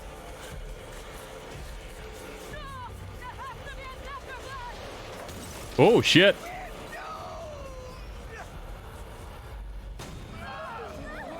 Oh.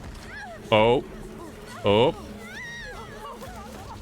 Oh, boy.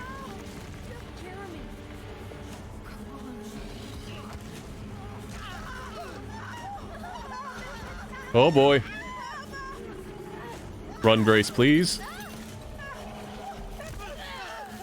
Oh, boy. Ooh.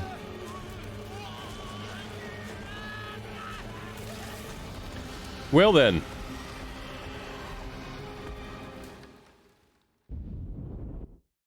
I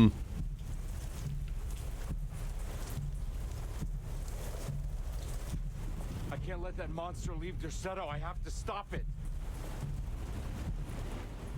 Yeah, about that. How do I do that?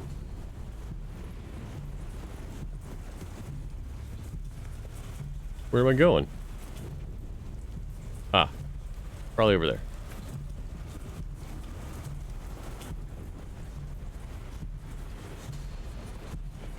Yeah?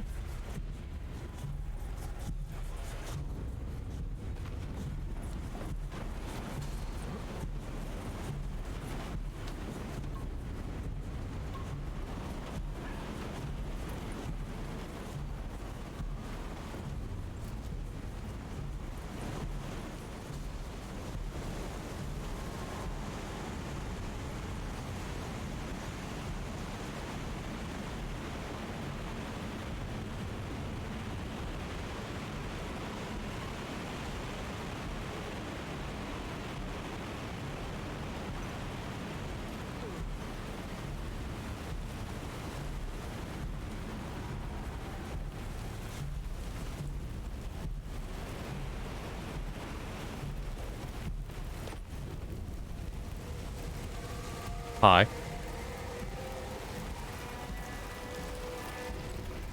Hello. Oh. Well, you're hideous.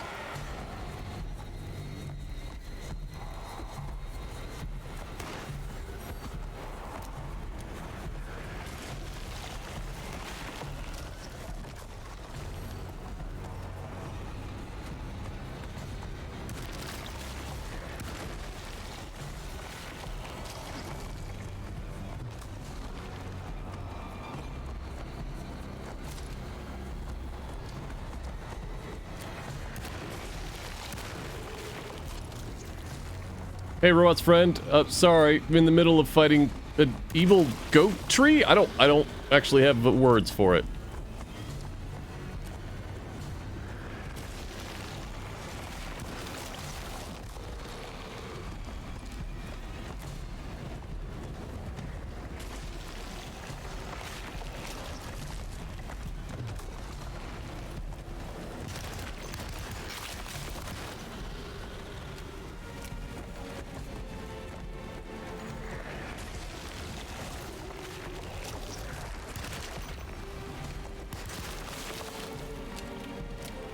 I think we're just giving it acne treatment right now.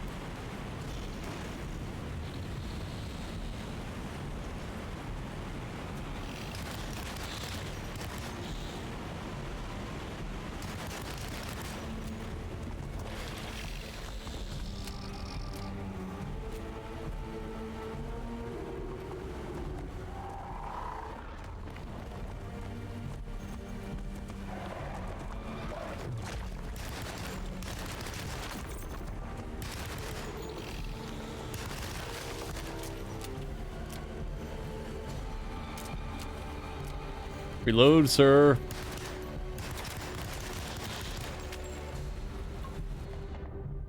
Crucifix?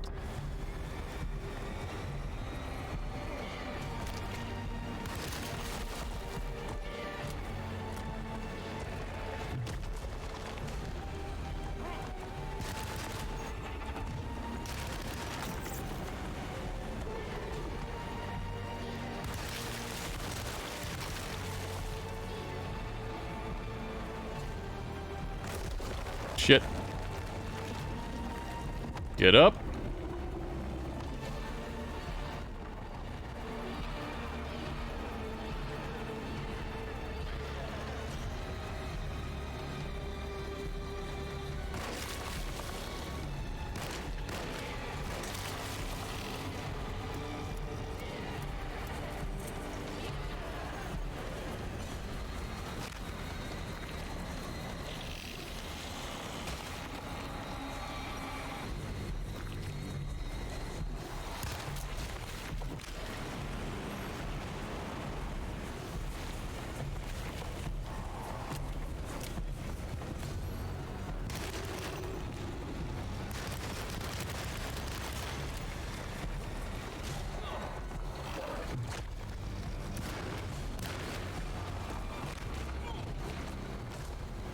Edward, drink the drink.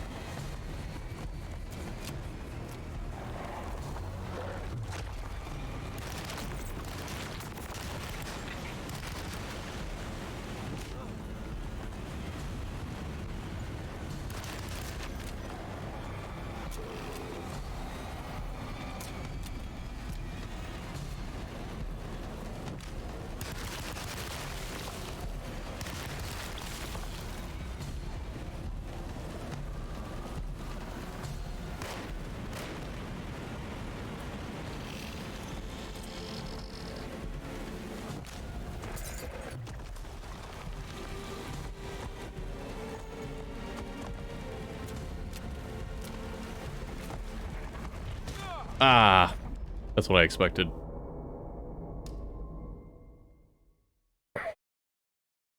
Maybe we save the machine gun for while we're downstairs.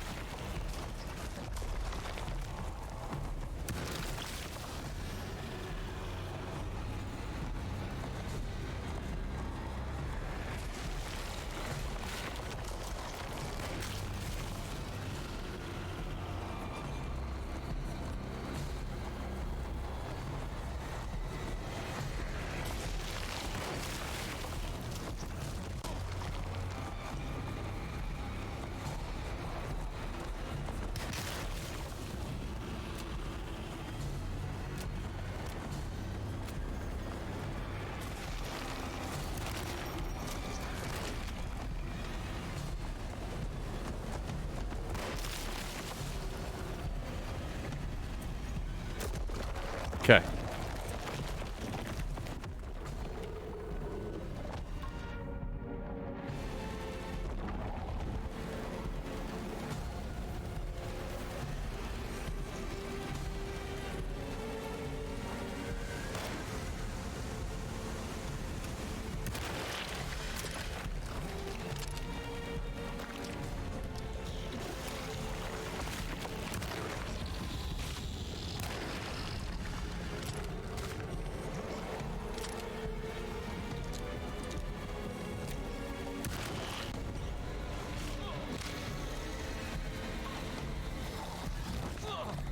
With that. Oop.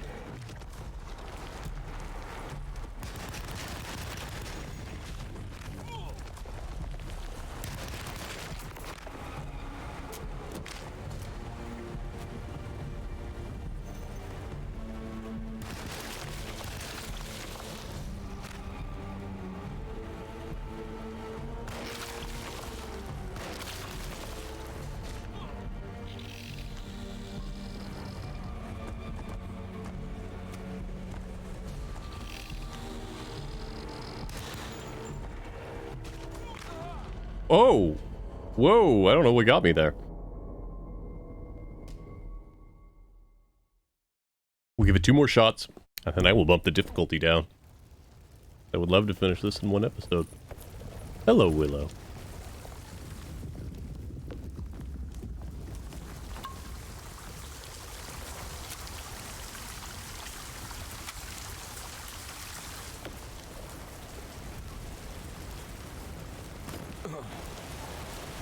We don't need a new melee weapon.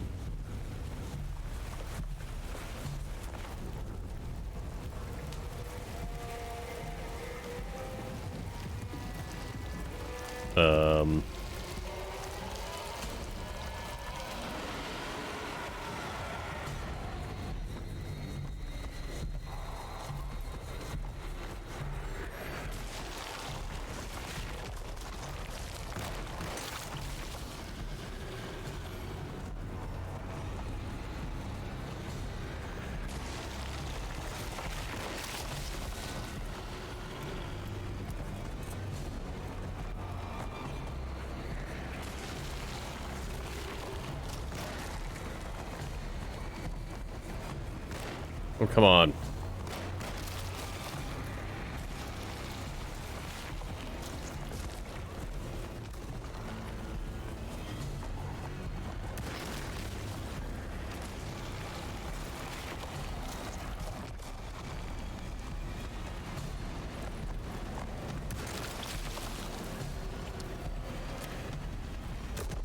Got it.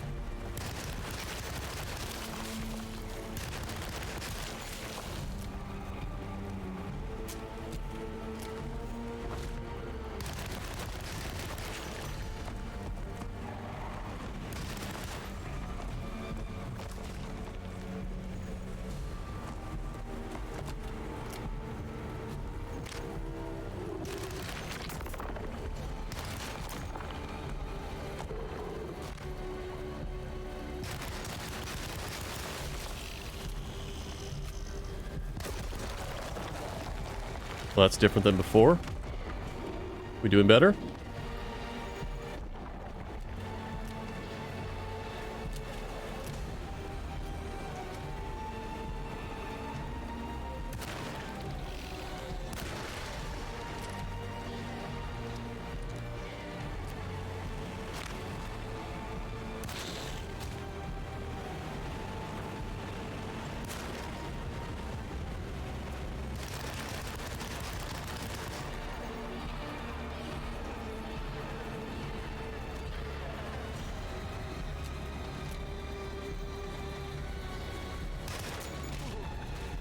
Heal.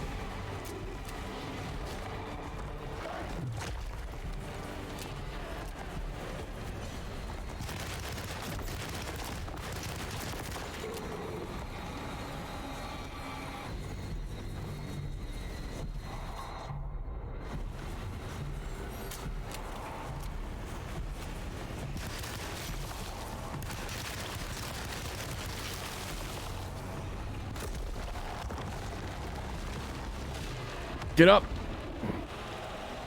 Do we win? Oh boy. We might have won.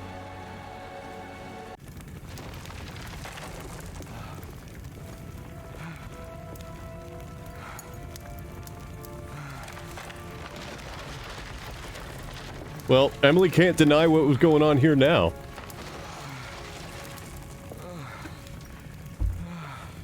Detective! What the hell was that? I tried to tell you. There was so much evidence. Their devotion to the Black Goat was like nothing I've ever seen before. I felt so dumb believing any of it, but I'm glad I did. Are you okay? Everything is out of order. This isn't the way the story goes. I shouldn't be alive. Yeah. Oh, you're welcome, buddy. Hey, Grace. How are you doing, sweetie? I kinda like it. You ruined everything, but I'm not mad.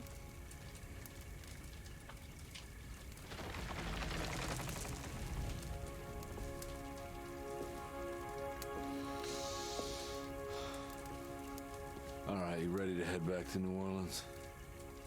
Come on, Jeremy. We're leaving.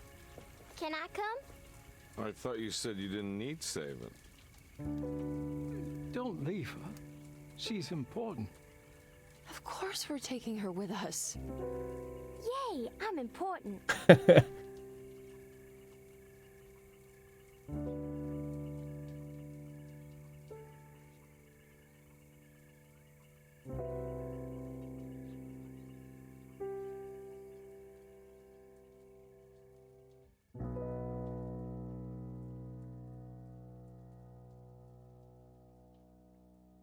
Well then.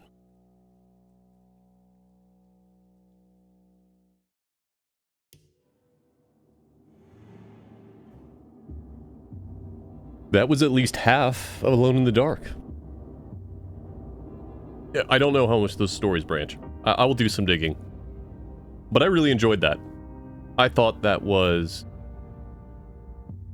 a fantastic homage and reboot of the original game. Some minor control issues at points. But I think that the way that it portrayed the story, while not confusing but obfuscated at times, was interesting, was intriguing.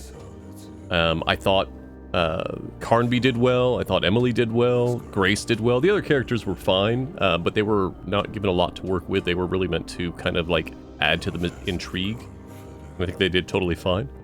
I think it looked great in most of the time. I think the environments, while they were all kind of like different types of marsh or disgusting, felt distinct. I'm just disappointed that there's no more of them, because freaking Embracer shut them down. Or the dev team down. Let's see if there's a post-credits.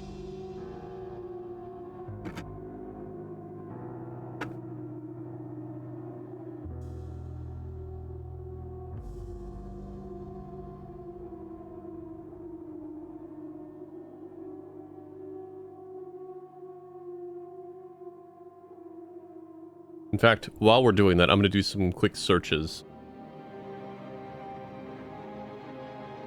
We're going to see... I'm going to find out real quick. Alone in the Dark. Is there a difference between Emily and Barnby playthrough?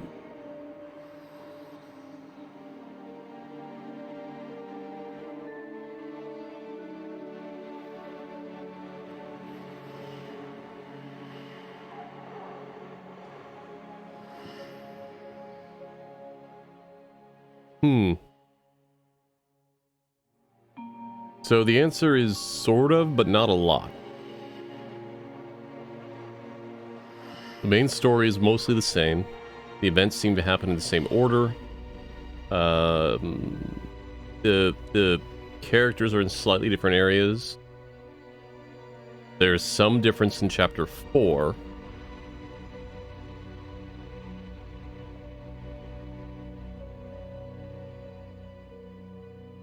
But, like, Emily is then going through the same things that Edward did. Yeah,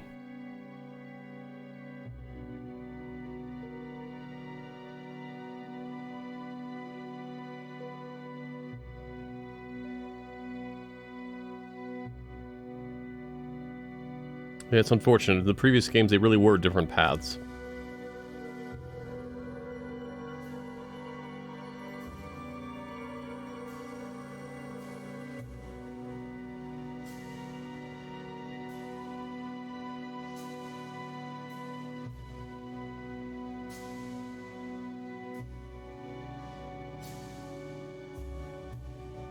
Oh, that's weird. Apparently, all of the alternate endings are the actual bad ending. I'm not gonna look into what that means, but apparently, like, the normal ending is considered the good ending. And all of the other ones are bad endings. Or evil endings.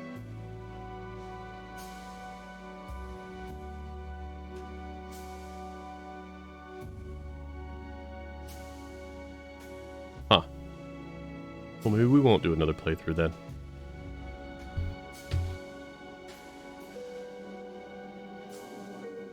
Oops. Okay. Well, that was Alone in the Dark. I don't know if we're gonna keep going, but I will end the VOD here. If you're watching this live, stick around. We'll figure out what we're doing. If you're watching the archive, please feel free to watch something else on the channel. Other than that, be safe and be kind to one another. Bye-bye!